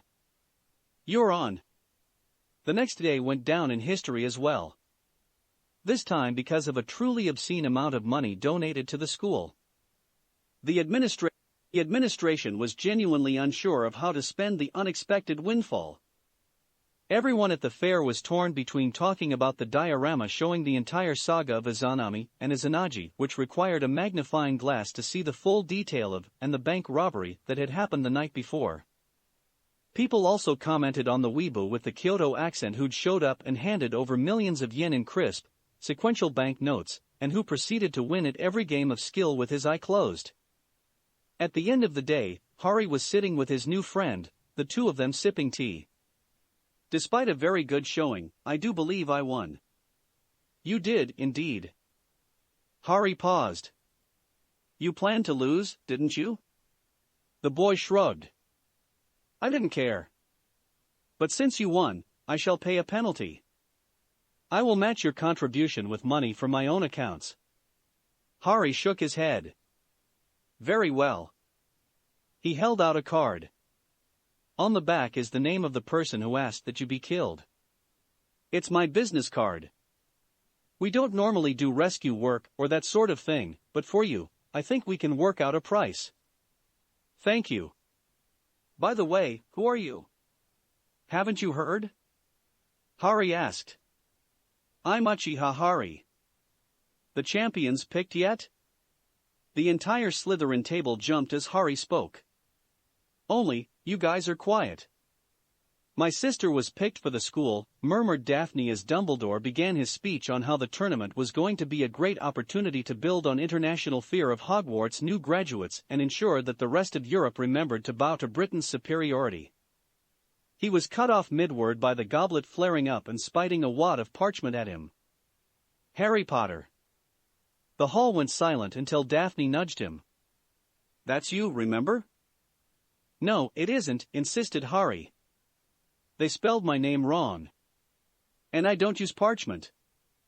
Besides, I didn't enter. You didn't? Of course not. I'm on staff this year. I can't enter. Dumbledore cleared his throat. Nevertheless, your name has been selected as the fourth of the Triwizard Champions. Hari rose slowly to his feet. The entire hall began to get cold, frost formed on the walls, and a frigid wind whipped through. At the center of it was Hari, his hair blowing back from his face, revealing the milky whiteness of his other eye as his red eye spun wildly, forming into its strange, alternate shape. Hari? Ventured Hermione, the only one likely to ask a stupid question in this situation. Are you okay? I lost a bet. == Tsunade glared at the beaming ray of sunshine that was also her favorite person in the world. She was planning on shouting at him, and the moment she caught sight of his blinding grin, she forgot the entire rant. Instead, she grabbed him up in a hug and gave him a violent noogie that anyone not as resilient as him would have been in the hospital over. It just got sputtered complaints, although that might have been because he was currently being suffocated. When she let him up, she leaned back and gave him a quick examination. You're looking good, brat. It was true. His time with Jiraiya had, unsurprisingly, filled him out nicely, and he ditched most of the orange. Despite his claims to stealth, it was still an eyesore, and he now looked a little more ninja-y, even if he had bright daubs of orange. Of course, the Uchiha crest was prominent on his clothing, as though his constantly active Sharingan didn't proclaim his adopted heritage. Thanks, Granny. Of course, he also had that annoying habit. She didn't need to be reminded of her age to know she was old. She felt it. Thank you very much. It's good to see you home. Now you have to leave. What? Yeah. The new Wind Shadow's been kidnapped and oi. Get back here. You need to take a team. Chapter 81, A Moon Finally Appears. Or, I hope all y'all are happy now. Professor Potter, snapped Dumbledore's voice through the sudden quiet. Control yourself. Alone amongst those present, he seemed unaffected by the oppressive feeling of raw violent death that permeated the air. I lost a bet. Harry's voice was a harsh snarl, no longer the cheerful, absent-minded professor of aggressive defense. His skin was letting off a golden glow and appeared to have returned to its pebbled, lizard-like state. Now, if you please. Or I will have to write your family and tell them of your failure to remain professional. Harry took a deep breath and closed his eyes. The wind died, as did his glow. Thank you. I believe you are required to join the other champions in the break room. Despite the fact that you have yet to use it in your professional capacity, I have no doubt you know where it is and how to get there. I will be along in a few minutes. As Harry passed him, he murmured to Dumbledore, I'm still going to find the one responsible, and use him or her as my newest volunteer in class. We can discuss it all at the meeting you and I are going to have when this is sorted out. Harry nodded and strode from the room, his posture stiffly controlled and leaving a terrified room. For the students present, it had been rather like it had 2 years prior, when Dumbledore had been displeased. For all that Professor Potter was a violent madman with copious amounts of blood on his hands, he tended to be as genial and chipper as the headmaster. It probably shouldn't have come as a surprise, then, that he had similarly dangerous depths. Doubly so, since they had attended his classes. Fleur was grateful that she had a dose of headache reliever on hand. She adored her little sister, and would happily cleave through the world if that were necessary to protect the little brat, but she was, nevertheless, unbelievably annoying much of the time. As a result, she was well prepared for such outbreaks. In this case, it came from someone whom the entire student body apparently knew only as Girl Toby, and whose only distinguishing features were brilliantly blonde hair and a swirl mask. And more energy than any human being should possess. I can't believe I was chosen. The girl was saying. It was at least the 5th time she'd said it, and Fleur was wondering if it would be considered bad form as a guest and fellow champion if she just set the girl on fire. I mean, I was hoping, of course, but I didn't think it'd really happen. It's so cool how I beat out all of those others who entered. Perhaps it would be worth whatever trouble she got in if it made it quiet? I hope I do Professor Potter proud.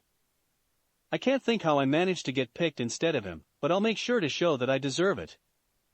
The Quartervilla felt a certain sympathy for Crum, who had been pulled away from chatting with Millie to be trapped in a rather cozy room with this bouncing chatterbox. It struck Fleur that Crum might be considering the same questions she was, and he went to a school known for practicing the darker aspects of magic. She mentally shrugged. If Crum killed the little monster, then Fleur wouldn't get in trouble, so she couldn't see a downside. The door slammed open and Professor Potter stormed in. His one visible eye focused on Fleur, and she blanched at the raw fury she saw there. Did you do it? He growled. She blinked, then rallied a little. Do what? Did you put my name in the goblet so you'd win the bet? She blinked again. No. Can that even be done? I guess it must be. You wouldn't be so upset otherwise. Wait. How can you have been selected? I've been inundated with sound from the Hogwarts champion for 10 minutes now. Harry seemed to calm down a bit. I am not sure how it happened. I plan to get to the bottom of it, believe me. You are the... Crum seemed to be at a loss. The 4th champion? So, it seems. But there are supposed to be 3. It's in the name. I am at least as unhappy about it as you. Harry. Girl Toby had only just come out of her rant fugue enough to notice his presence, and he promptly stepped to the side as she attempted to tackle him, and instead slammed into the waist of Albus Dumbledore, who had just entered the room. Miss Girl Toby, he said, calmly. Would you please remove yourself from my person? It is unseemly. To aid in his request, he casually banished her into an armchair by the fireplace. Now, we have some matters to address. Firstly, I already expect I know the answer, but for the sake of formalities, Professor Potter, did you enter your name in the Goblet of Fire as some fourth faction? No. I was under the impression I couldn't enter, what with me being on staff and all. You are technically correct.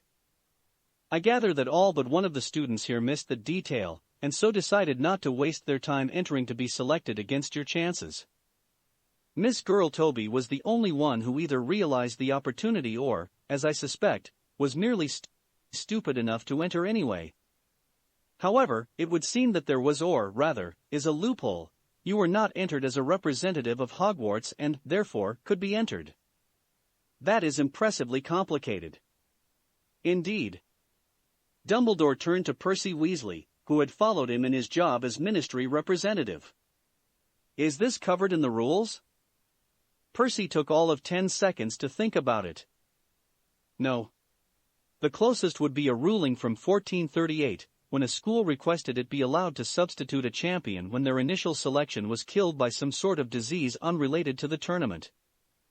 Admittedly, there is a large body of rules on tampering with the goblet, but they deal exclusively with manipulating which name comes out, not ensuring that a name comes out at all, as is the case with Professor Potter's unnamed fourth faction. In all honesty, I don't think that this was a circumstance anyone conceived of. No one would want to not represent his school. Sorry, miss, I mean no offense, but the last time the tournament was held, witches were mostly kept home, so they never thought someone would do this. Well then, it appears that we have only one choice.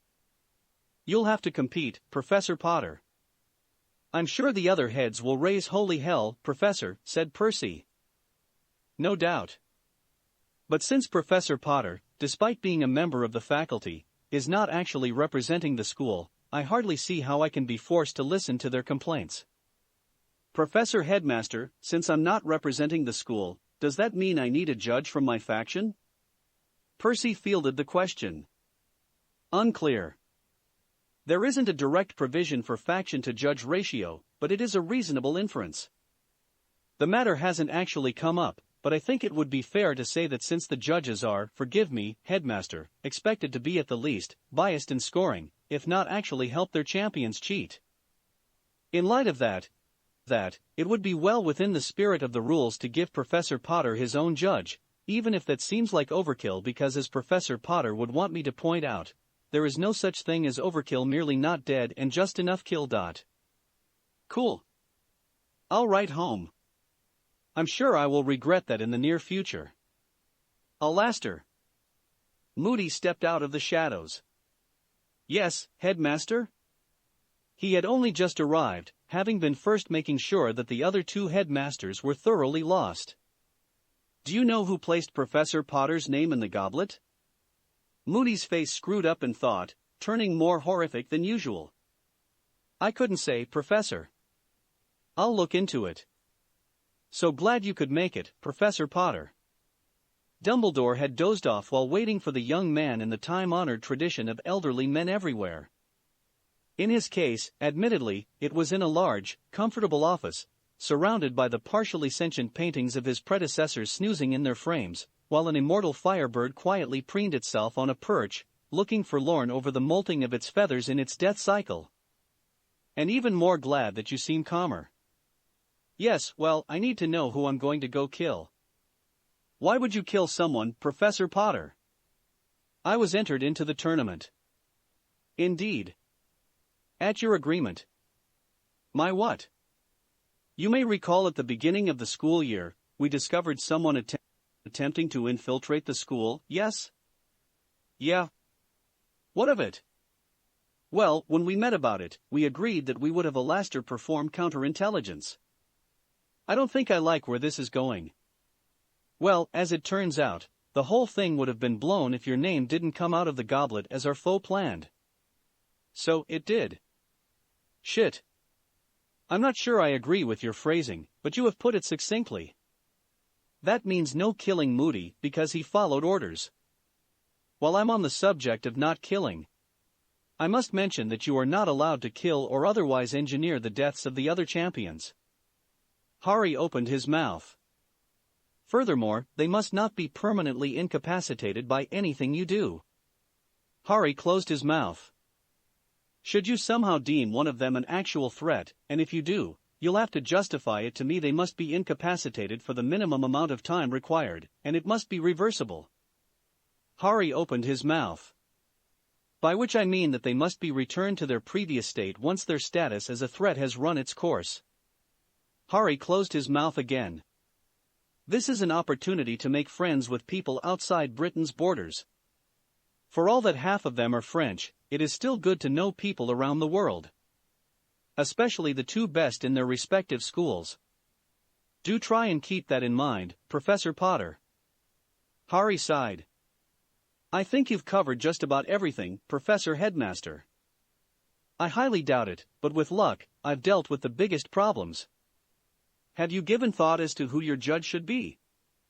Oh yes. The doors to the great hall slammed open. What's up, bitches? Shouted a tall, lean man with white hair and pale skin. Despite the chill of November weather in the Highlands, he wore his cloak open and without a shirt under it. Look at this collection of worthless pussies. And then there are the girls. Is that a teacher? Wow. I'd like to discipline her. The leer in his voice was enough to cause several people to shiver. At the high table, Professor Vector grabbed Minerva's wand before the woman could begin cursing. This is the bunch of losers you have to put up with for 10 months? He asked, looking at Harry. Hi, Uncle Haydn. Chimera. A waif-like blonde stood up at the Ravenclaw table, her wand out. Aberration. Her wide eyes were rendered wider still with a mix of fear and fury. Monster. She blurred into motion, her wand flicking through the patterns for several hexes and transfigurations in rapid succession. I will cleanse your stain from the world. A bolt of dark fire slammed into the man's face, scorching his cheek off. His head snapped towards her, left side of his mouth exposed to air, just in time to have a spell slice across his throat, opening an artery and sending a spray of gore into the air. Moments later, a metal spike shot through his chest. Instead of falling to the ground as more blood poured from his neck, he slowly took a step towards her. And then another. And another. Unbeing. Abomination. Her wand arced around, sending a length of chain swirling at him, wrapping around his left arm and ripping it off his shoulder. Burn away, freak. A gout of fire lashed out from her wand and burned his robe as he stepped forwards again. Begone.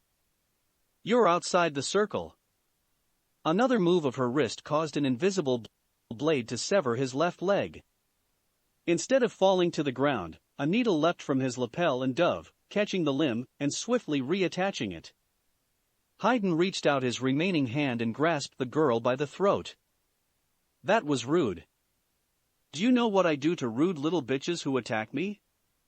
His grin was manic and cruel, openly sadistic, made all the more horrible by the stink of his burned flesh and the ghastly view of his teeth through the gap in his face. Do your worst, unlife. She hissed. Happily. I don't know who you are, came Dumbledore's voice through the quiet that had descended on the Great Hall.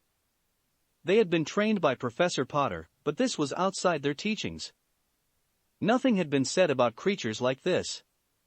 And I really don't care. But you will remove yourself from my castle this instant, or I will remove you from existing. He didn't sound angry, merely certain. Haydn shivered. That was the kind of tone Itachi used. He threw the blonde down. Fine.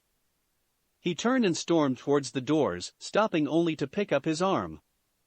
Sorry it didn't work out, Uncle Haydn, said Harry beside the man. It's just as well, Haydn said, before shuddering. There are books here. Harry? Was that really your uncle? Yeah. Uncle Haydn is great. But Dad didn't like me spending time with him for some reason. I can't think why, muttered Hermione. Was he supposed to be your judge? Yeah. Well, I guess I should go with Plan B. He conjured some paper and began to scribble.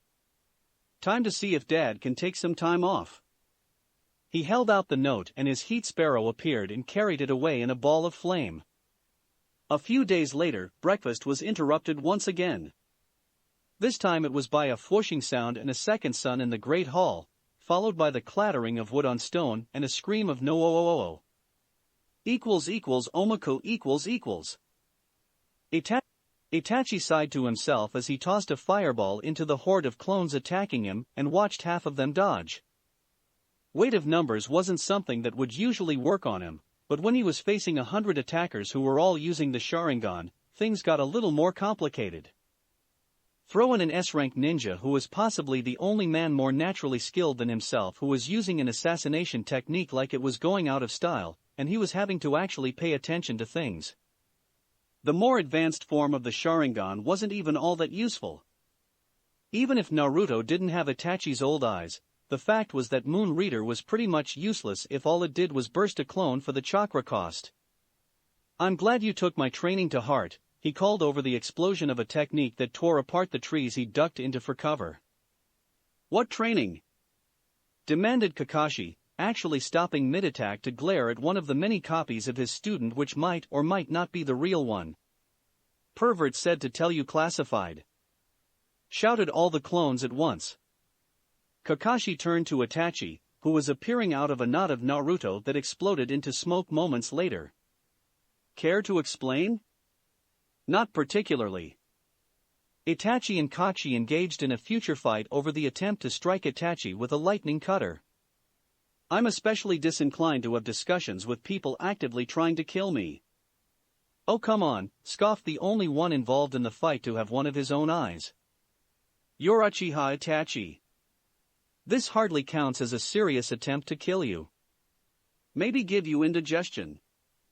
Itachi shrugged and kicked Koksahi into a Naruto that had been preparing some sort of joint technique with another Naruto. The entire thing destabilized wonderfully, and if everyone involved hadn't been operating slightly in the future, someone might have been injured. Instead, the stalemate continued. At least until Naruto rushed a battalion of clones forwards, and instead of engaging his erstwhile clan member, simply went right past him and headed for the objective. Just as Itachi went to chase him, he was forced to deal with Kakashi now apparently making a more serious attempt to injure him. Itachi didn't curse, but he was forced to pull something special out of his bag of tricks if he wanted to salvage this delaying tactic long enough for it to work. Chapter 82, Guessed Who's Crawling Out of the Woodwork? Or, how did no one guess? There was a moment of confused silence on the part of the entire hall. The occupants were busy taking in what had landed in their midst and assessing it for threat value. While that happened, the scream had petered off into a quieter one, followed by a second or two of reflective silences. This doesn't resemble hell. The voice was very young and rather soft. Uncle Sasori? Hari's question split the quiet. Definitely not dead, then. There was suddenly a dry edge to the new voice. As the pile of wood and splinters moved, it became clear that it was, in fact, very much man-shaped. A mane of reddish hair, unnaturally so, topped a handsome face that had the hallmarks of aristocracy. His torso was sculpted, revealing a well-muscled form, but covered in seams that put the Muggleborn in mind of old horror movies. And he didn't have legs. What are you doing here, Uncle Sasori? The young man's head turned to Hari. Well, your fire turkey appeared and grabbed me. Away from a giant blast of flame that was about to turn me into ash. That's odd. It was supposed to get Dad. I'll have it send you back. No need. Sasori's reply came just a bit faster than he would have liked. Why did you need Itachi? I'm sure I can sort out whatever it is. He looked down. Just as soon as I get this leg problem sorted out. Some further consideration was required before he added, and rebuild my arsenal. What happened? Anyway, I'm in some sort of contest, and I'm supposed to have a judge who votes in my favor. You know something, Harry, I get the feeling I should get the briefing from literally almost anyone else. I am sure you left some things out. He did. Dumbledore had been content to watch from the sidelines, but now that things were getting to details, it was time for him to step in. Such as introductions. Who the hell are you? Sasori of the Red Sand, the young man replied. I appreciate that the moniker might not mean anything here, but it's who I am nevertheless. He glanced at Harry, then at Dumbledore. I'll bite. What did he leave out? Rather a lot, I'm afraid. Would you care to meet with me after our meal? I had been in the middle of breakfast when you decided to. He cleared his throat. Drop in. Beside him, Minerva groaned and Snape covered his face with a hand, sighing theatrically. That'd be fine, said a man who had nothing to do at the moment, and who was mostly busy not being messily dead. Though I may have some trouble getting to it. Do you have a woodworking facility around? I think I may need some repairs. Professor Potter, would you please see to your guest's presence at the meeting? We'll sort everything else out later. You helped raise Harry? Hermione's tone was nearly demanding. Some. In our. I hesitate to call it family. We spend much of our time bickering and plotting one another's death. That's family, interjected several purebloods. Is it? I'm usually pretty good at observation, and I don't recall that being a major facet of family life. He shrugged. Regardless, in our family, I'm probably one of the responsible ones. Harry's father is certainly the most grounded of us, except maybe his aunt. Most of us are a bit unusual. Even among unusual people. You don't say. Pansy's muttered comment brought out a snort from Sasori. Yeah. Harry's turned out pretty stable, really. I put it down to my influence. Influence. He looked at the incredulous expressions on the faces of those sitting around him. What? Thank you for delivering your judge, Professor Potter. Please see yourself out. I was thinking I might meet privately with this young man. Harry shrugged. I still need to go over the grading for Moody's classes. Ah, yes. On that subject, if you insist on taking vacations, please have a lasting focus on triage and other forms of medical treatment. Once your students are expert at that, he may resume his preferred lessons. Thank you. Harry walked calmly out the window and vanished. He's been here 3 years now, and I'm still not used to that, Dumbledore offered as a starting point. Does he do strange things at home? I'm not sure how to answer that. Aside from much of it being secret, the fact is that I've been living with a group of eccentric people for over a decade now, exceptional folks, but eccentric. So, I can't really be sure what's strange anymore. Things that I feel would have once been odd to me are just commonplace. Sasori shifted uncomfortably. Despite the coziness of the chair, the fact remained that sitting was difficult with no legs. At least no one had asked about the 2 stab wounds between his ribs, more specifically, about them not bleeding. I'm sure you're wondering what you're doing here? Not being dead was the first thing that came to Sasori's mind. I suppose I am. At the least, I'm rather surprised that Harry's father didn't make an appearance. Since we've brought up appearances, do you know a man named Haydn? Yes. Sasori answered cautiously. Do I want to know why you know that name? Probably not. He was here a few days ago. From what I understand, he was Professor Potter's first choice as a judge. There was an altercation between him and one of my students, after which I was forced to insist he remove himself from the premises before I removed him from the world of multicellular organisms. Haydn isn't good with children. He's not really any good with anyone else either. I might have picked up on that, yes. Anyway, I want to make clear that there needs to be none of this threatening to do unspeakable things to underage girls in my castle. Otherwise, I shall become much less cheerful and friendly, and you seem like such a wise young man, who enjoys not being rendered down to his constituent atoms." There was a moment of darkness in the room that put Sasori in mind of an angry Toby. Then it passed and all that sat before him was an elderly man with a look of vapid good humor on his face. "Well, I'm not exactly good with young people, but I'm much more stable than Haydn. I just don't particularly like children. I'll happily keep to myself though, if you happen to have a ready supply of wood, metal, and the tools to work them. Maybe some textiles as well. It's been a long time since I could just sit in a workshop and fiddle." "That sounds remarkably tame. If you happen to have access to chemistry equipment and noxious substances, that would be useful as well." There we go.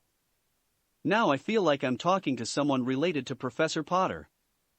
While I don't know everything that happens in my castle, I am sure that Professor Potter knows a place that is sufficiently well ventilated that whatever dangerous experiments you get up to won't harm my students. He considered the matter for a moment. "I would like my castle to remain standing, come to think of it. As much as I would like to be a killjoy, I suspect that if I don't acquiesce, I will instead find you doing it anyway." "Quite possibly. I'm sure my nephew can help me find the things I need." Sasori looked around the room. There was, Dumbledore felt, something off about his eyes. They reminded him a lot of Alastair's. Not just a certain paranoia, though that was certainly there. Something about them, and then there was the almost frighteningly intelligent expression. It wasn't that Professor Potter was completely oblivious, but he never gave the impression of observing everything in the same way that this young man did. He couldn't be more than 18, and was nevertheless disquieting in a way so few adults managed. Nothing overtly threatening where those who knew how to look could see the aura of menace coming off of Professor Potter. This man seemed to have quieted that aspect of his being. Dumbledore had no doubt that he was at least as dangerous as Professor Potter, but the fact that he'd learned to hide it so thoroughly. Dumbledore didn't know what to make of it, but bore thinking on. "I'm glad. While I suspect that it's a non-issue for you, given your state, I want to just make clear that should you manage any sort of sexual relations with any females who are enrolled here, or are guests in my castle, you are to take steps to prevent pregnancy. I know that young people like to experiment and that school is the place for learning. I nevertheless have a strict policy about people involved in someone getting knocked up, the properties of which would be called draconian if that weren't too mild." There wasn't a flicker of a threat to his jovial tone or expression. "Aside from that, please refrain from interrupting classes." He blinked. "I do believe I've gotten rather off topic. I'd wanted to talk to you primarily about the tournament that Professor Potter is involved in. I won't bother you too much with the long and storied history of the event beyond the basics. It's a competition between 3 schools in Europe and each puts forward a champion to engage in tasks intended to demonstrate the superiority of the educations provided. Each school's headmaster is on the panel of judges along with a few other specialists. The problem is that Professor Potter's name was selected as the 4th contestant, and if that makes sense to you, then you're up on me there. I know how it happened, but it's still annoyingly confusing. As such, it was decided he needed a judge to represent his interests. His name wasn't associated with Hogwarts, and he has selected you." "I see. I doubt it. The rules state that the judges may not help the contestants. Tradition dictates that the headmasters assist their students in cheating at every turn, and give unfair scores intended to support their own school." "Oh. Oh, indeed." Dumbledore held out a candy bowl. "Lemon drop?" "I've been good," wailed the tree. "No fights with the trees or anything. I've even been protecting the school." "So I'm told," Harry replied as he wielded the saw. "There's a reason I'm only taking some bits instead of using all of you. Would you quit moving?" "Harry? Harry?" Sasori looked at the grayish pallor of the material on the workbench in front of him. "What is this?" "You know, I don't really know what it's called.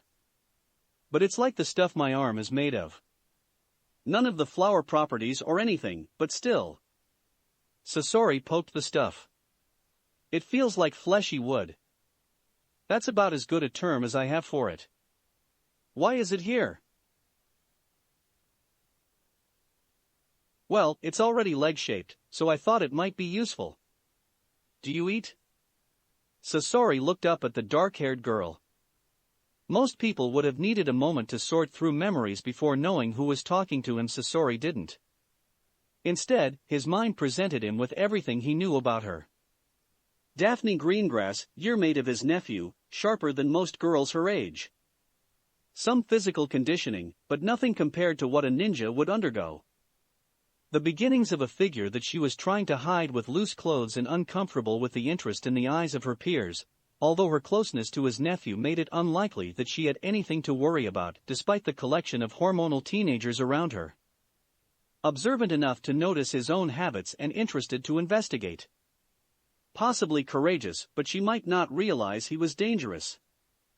Without more time, he didn't know much about her family and social station beyond that he could witness here. Apparently default leader of a quarter of the school, but without any particular ambition to use it or idea what to do with the power, unused to the level of authority that she was given by the situation, so not too highly placed. There might be an older sibling, but more likely that she simply wasn't from the top of the nobility. From good enough family that no one resented her openly, the lack of plots against her could easily be down to Hari again. Her younger sister was the one for whom Hari had stolen Toby's mask and was associated with the group that Hari's friends considered to be suicidally brave, unclear how that worked. Good enough home life that she lacked any of the usual tells of abuse. Didn't carry any concealed weapons aside from a knife on a hip sheath that she thought people didn't know about. No wand, but that was probably Hari again. And on, his mind called up the full file in an instant. Not usually, Miss Greengrass. He kept his tone calm and cool while he considered any possible advantages that a closer friendship with the girl could convey. He wasn't sure there were any, but one rule to remember was to never alienate anyone who didn't have to be pushed away. I rarely find myself hungry. Sasori shifted, uncomfortable with the level of sensation in his legs.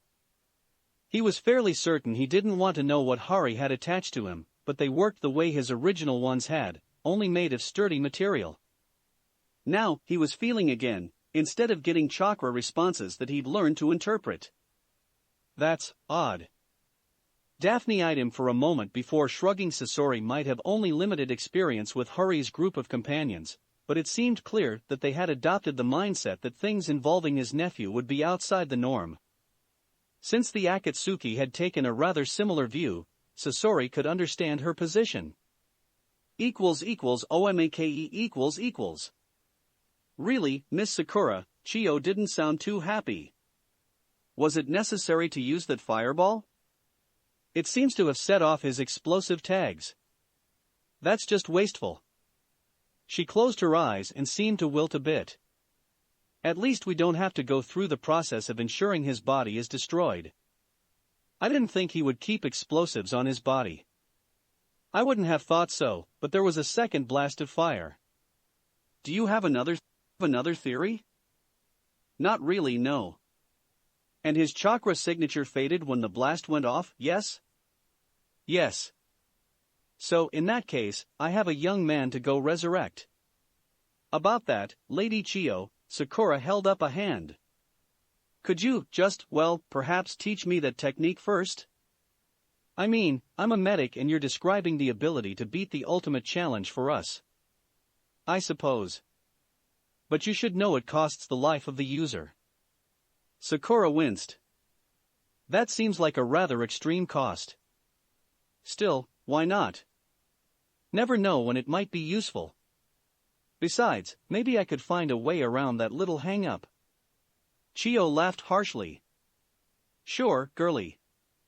Let's make this quick so I can go bring back my leader, and maybe take a few secrets to the grave. Well, if you have others that you'd share. I'm teaching you how to cheat death. That's good enough. Chapter 83, The First Task, the Prequel. Hari hummed to himself, the obfuscating properties of his invisibility cloak keeping the sound from reaching the room's occupant. Technically, it would be more professional to wait for the room to be empty, but that would also, in a less technical way, be boring. It wasn't exactly a huge challenge to sneak around with a cloak of perfect stealth anyway, and it meant he could get back to his busy schedule of teaching. He hadn't planned to teach the full year, and was still only getting the small salary for part-time work, but Moody was rather insistent on being a student for the time being. The tricky thing about the cloak was that while Harry was undetectable, interacting with the world could still give him away. Opening a desk drawer, for example, might not go unnoticed. Which was why this was going to be fun. In theory, he could just get his answers with distinguished heavenly gods, but that would be boring. Crouching by the armchair, he checked again that his victim was asleep. He was. It would have been nice if he could just see through the desk, but sadly the thing was too infused with magic for that. Silently, he opened the desk.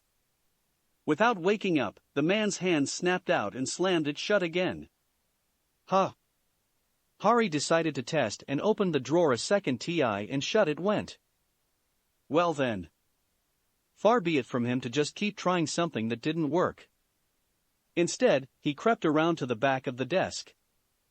A blade of sharpened wood extended from his index finger, and he slowly sawed a circle into the wood before plucking it out.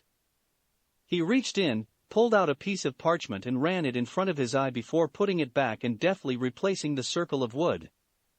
A moment of thought conjured a seed from his palm which he pressed against the seam he'd cut. It put down roots and quickly resealed the desk. Dragons? Well, that was going to be fun. Dumbledore woke with a yawn and found his familiar perched on his desk, staring intently at the back of it and occasionally pecking at the wood. There isn't a new way to get to your treats there, he told the magical avian. The glower it fixed him with was almost chilling. November went along normally enough, despite the newest addition to the castle's population. There had been one foundation-shaking explosion, but when Minerva asked about the matter at lunch, Dumbledore had fixed her with an expression of perfect obliviousness and asked her what she was talking about. After a few aborted attempts to explain, she threw her hands up and instead went directly to Professor Potter, demanding that whatever it was he'd done, he'll not do again. Harry was grateful once again for the magic chakra? He wasn't sure about that, of shadow clones. Without them, he'd never get anything done while maintaining the rather busy schedule of teaching that he had as an instructor of a required course. It could be argued that after 5th year, it was no longer required, but everyone knew Professor Potter's views on not training sufficiently, and so it was uniquely in the history of the school attended by 100% of returning students. Everyone also knew Professor Potter's thoughts about missing class. Thanks to the dozen or so clones he had running around, he was keeping up on his various experiments with runes, getting an early start on crafting Christmas gifts, working on an improved runic formula, and even getting some practice in.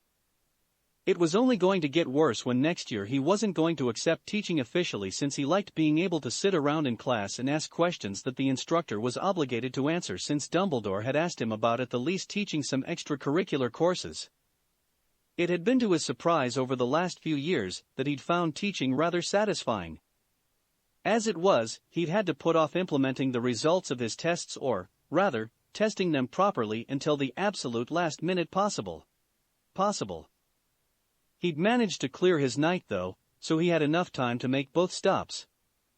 He felt bad about the mistakes he had made, and the only way to partially fix them was if this worked.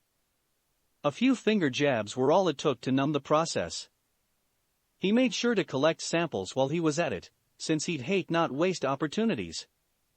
The work would replace what was lost anyway, so it was just a matter of time, and he'd got all night. Creating things was incredibly satisfying. Severus Snape sat down to breakfast beset by a foreboding he just couldn't shake. Morning of the first task and things were quiet. He was just waiting for whatever Potter was going to pull to rear its ugly head. In the meantime, he was ravenous because despite his worries, the prospect of seeing someone get eaten by a dragon gave his appetite an edge. Of course, it would be a shame if it happened, but risks were risks, and at least he'd get to watch some interesting magic. No doubt Potter would manage something that made a mockery of the task. Where was Draco Malfoy anyway? He was disturbed from his quiet contemplation of eggs and toast when the doors to the great hall slammed open, and a lovely, if avian, woman stood in the entrance with fire curling from her fingers and licking out of her mouth. Who? The word was as much a bird-like shriek as it was a feminine demand for explanation. There was a bare moment of silence before Minerva stood beside him. Potter. Her own voice had a touch of roar in it as she stalked down towards the young woman who was currently shaking in fury. It wasn't difficult for Professor McGonagall to understand why the Frenchwoman was upset. A casual glance at her left arm revealed some of the most intricate artwork she'd ever seen. Of course, since it was ink under flesh, it was all the more impressive. And apparently unwanted. Given how it climbed beneath her sleeve, McGonagall was willing to assume that it was more extensive than just her arms and face. Potter, get over here. Hello, Professor. Hello, Fleur. What did you do to her, Potter? She hissed. Harry didn't look up from the bowl of rice he was eating. I made some improvements. A fireball flew by his nose and turned the wall it struck into a cooling puddle of molten stone. What with the first task and all, I thought she could use some help. He continued to eat between fending off the Demi-Human's attempts to get her hands around his throat. It's okay, dear, we'll get you to Madame Pomfrey and she'll get you fixed up. That won't work, Professor. Harry had struck a point on Fleur's shoulder that rendered her arms limp for the moment. You again? How else was I going to test a way to fix you? Fix. I can't exactly unbind your soul, but I was thinking I could upgrade it a bit, maybe change things up some, but I needed to get some tests done first. Thankfully, I had a couple of ready subjects. The blast of fire screamed from Fleur's mouth and struck Harry full in the face in a stream for 30 seconds. When it ended, he continued as though not interrupted, without even soot on his clothes. And it should come in handy today. If you're going to fix me the way you've done this young lady. McGonagall took a deep breath. It's not the same, Professor. I've got a framework with yours, all I need to do is move where it's attached. Maybe a couple hours work, tops. Though I need to work out exactly how, but now I know it'll work. We will discuss this later, Potter. I think you and I need to have a discussion about what you'll be doing before you do it. That he would be doing it was apparently a foregone conclusion in her mind. In the meantime, Miss Delacour, please, she trailed off as a handsome, if slightly ungainly young man strode into the great hall. Victor Crum was definitely strutting this morning. Despite his apparent difficulties in walking on the ground, he was pulling off an exceptionally arrogant walk. Since Slytherin was in the school, that alone wouldn't have been enough to draw attention from the topic at hand, but he was also topless and sporting at least a dozen hickeys. And there was the rather simple, if well done, tattoo work covering his chest and arms in bold, black lines that accentuated his lean musculature. What? He cocked his head. So, Professor Potter defaced you as well, then? Defaced? No. This is great, Crum's mouth twisted into a cocky smirk. Besides, Millie likes it. What do you mean as well? He glanced at Fleur. Oh. Those are very nice. I'm hideous. She snapped. Yeah, but you were before the tat. He was tackled from behind by Millie, moments before a white-hot ball of fire flew through the space he had occupied and melted another portion of the wall. As I was saying, growled McGonagall. Miss Delacour, you are welcome to join me for a cup of tea and whiskey so we can commiserate. Can't, chirped Harry. First task is right after breakfast. I sure am wondering what it is we'll be facing, he said with complete sincerity. Will it be dangerous? To you? Minerva said dryly. I doubt it. She paused. Did you also tattoo Miss Girl Toby? Of course not. Harry sounded offended. She's my student, she'll be fine. And if she isn't, well then she fails my course. McGonagall sighed and covered her face with a hand. Go outside, Potter. The task of interacting with the champions had fallen to Percy Weasley, who was the only non-affiliated member of the panel. While he technically was biased in favor of Britain, there were two factors that made him palatable. The first was that everyone knew Percy Weasley was dedicated to his job, so if he had to be impartial, he would be impartial. Mostly there was the whole food fight, but that hadn't been in an official capacity, and secondly, he was the most removed from the competition, not being an actual employee, or whatever Mr. of the Red Sand was. As such, he was the one handling the pre-task activities. Since the four of you are here, it's time to reveal what you'll be facing. Dragons, growled Fleur.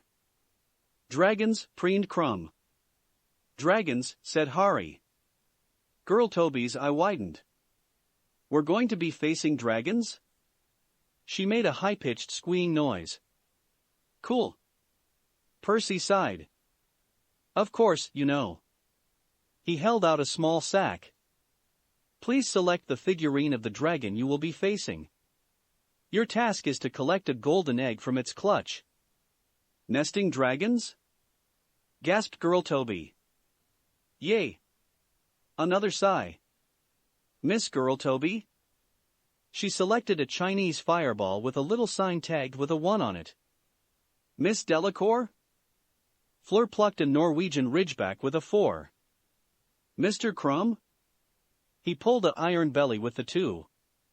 And that leaves Professor Potter, who pulled a Hungarian horntail with a 3.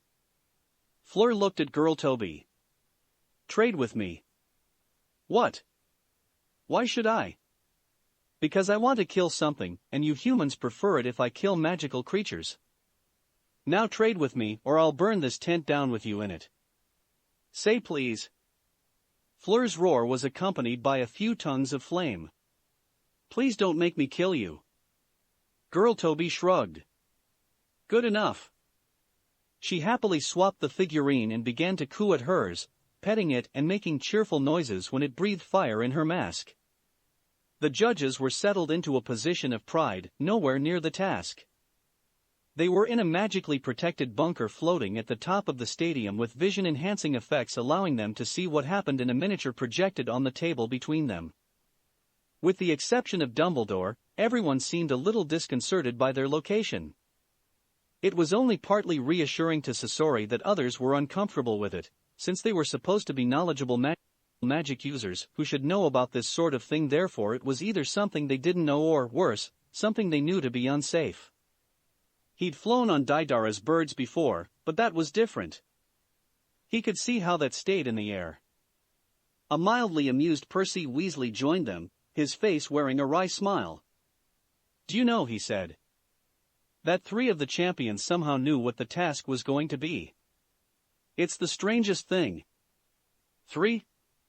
Madame Maxime sounded a bit thrown. Yes.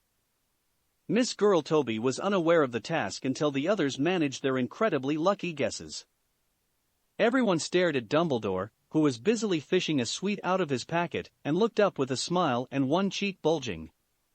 What? You didn't help your champion? Demanded Karkarov. Of course not. Dumbledore's tone was highly offended. It's against the rules. The staring was joined by truly impressive goggling.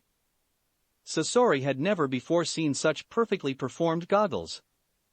Igor Karkarov's face did some spectacular gymnastics in order to have his mouth hanging open in consternation, and his eyes huge at the same time. Madame Maxime had so much face that it was clearly easy for her to manage this, and even get raised eyebrows into the bargain. The real prize winner, though, was Percy Weasley, whose look of complete confusion managed to convey that he was not quite sure the subject was truly real and not a bit of sentient chaos unleashed on reality. It was an expression that had obviously been well practiced. I should get Poppy. Dumbledore jumped to his feet. I think they're having strokes. Sasori didn't smile, but he relaxed a little inside. It was just like being home. OMAKE. Boss, Charlie was saying as they goaded the dragons onto the boats. It wasn't like there was a way to hide a bunch of dragons flying halfway across Europe, so they had to transport them by ship. At least they could use a magical boat and take the trip in a day or so, tops. On the other hand, it meant everyone, including the dragons, would be cranky and seasick by the time they arrived. Even getting to see his family, and the slightly nerve-wracking matter of his little sister, didn't make up for that. I'm telling you that this is a bad idea. Things are getting weird in England. You've made your feelings on the matter quite clear, Weasley, growled the head of the reserve's handlers. The fact that she was 40 was considered a sign that she was some kind of genius. No one made it to that age without being forced into retirement by injuries. Except Boss Agnes. No could pronounce her last name, so everyone just called her that instead. She wasn't really a handsome woman, no one in their line of work was. She had burn scars that covered one side of her body and slightly shiny skin. The rest of her was pocked with scars from claws and teeth, and being thrown down hills and off of cliffside ledges. Her lip was slashed into a permanent sneer, and she walked with a limp from where her hip had been wounded once too often. Even her figure was nothing to speak of, she wasn't well endowed or unendowed. She had a body to which only the word stocky and sturdy could apply. Despite all that, Charlie nursed a serious crush on her. She was basically the human equivalent of a dragon. When he thought of her as the toughest bitch he knew, he meant it with a sense of longing and awe. However, these are orders that come from on high. I don't get to make choices when the people who fund us give us instructions. It's just that I've got a bad feeling about this one, boss. You and every other handler, Weasley. She let out a bark of laughter. You didn't think you're the only one who's worried, did you? You're just the only one who's dared to raise it with me again. She cuffed him on the ear. Good lad. Listen to those instincts and you'll make it to my age and still handle dragons. She completely missed the blush on his face as she turned to let out a streak of blue curses at the handler whose goad had missed its mark and set the horntail off on a roaring, fire-spewing tantrum. She glanced over her shoulder at him. Go get the Iron Belly on board and then bed down. Look on the bright side, you'll get to see your kin. Yeah, boss, he murmured as he went about his work. But that's a bit nerve-wracking too. That's it for this reading. Hit like and subscribe for a free ticket pass going to the different worlds of anime fanfictions. Looking forward to having you on board again.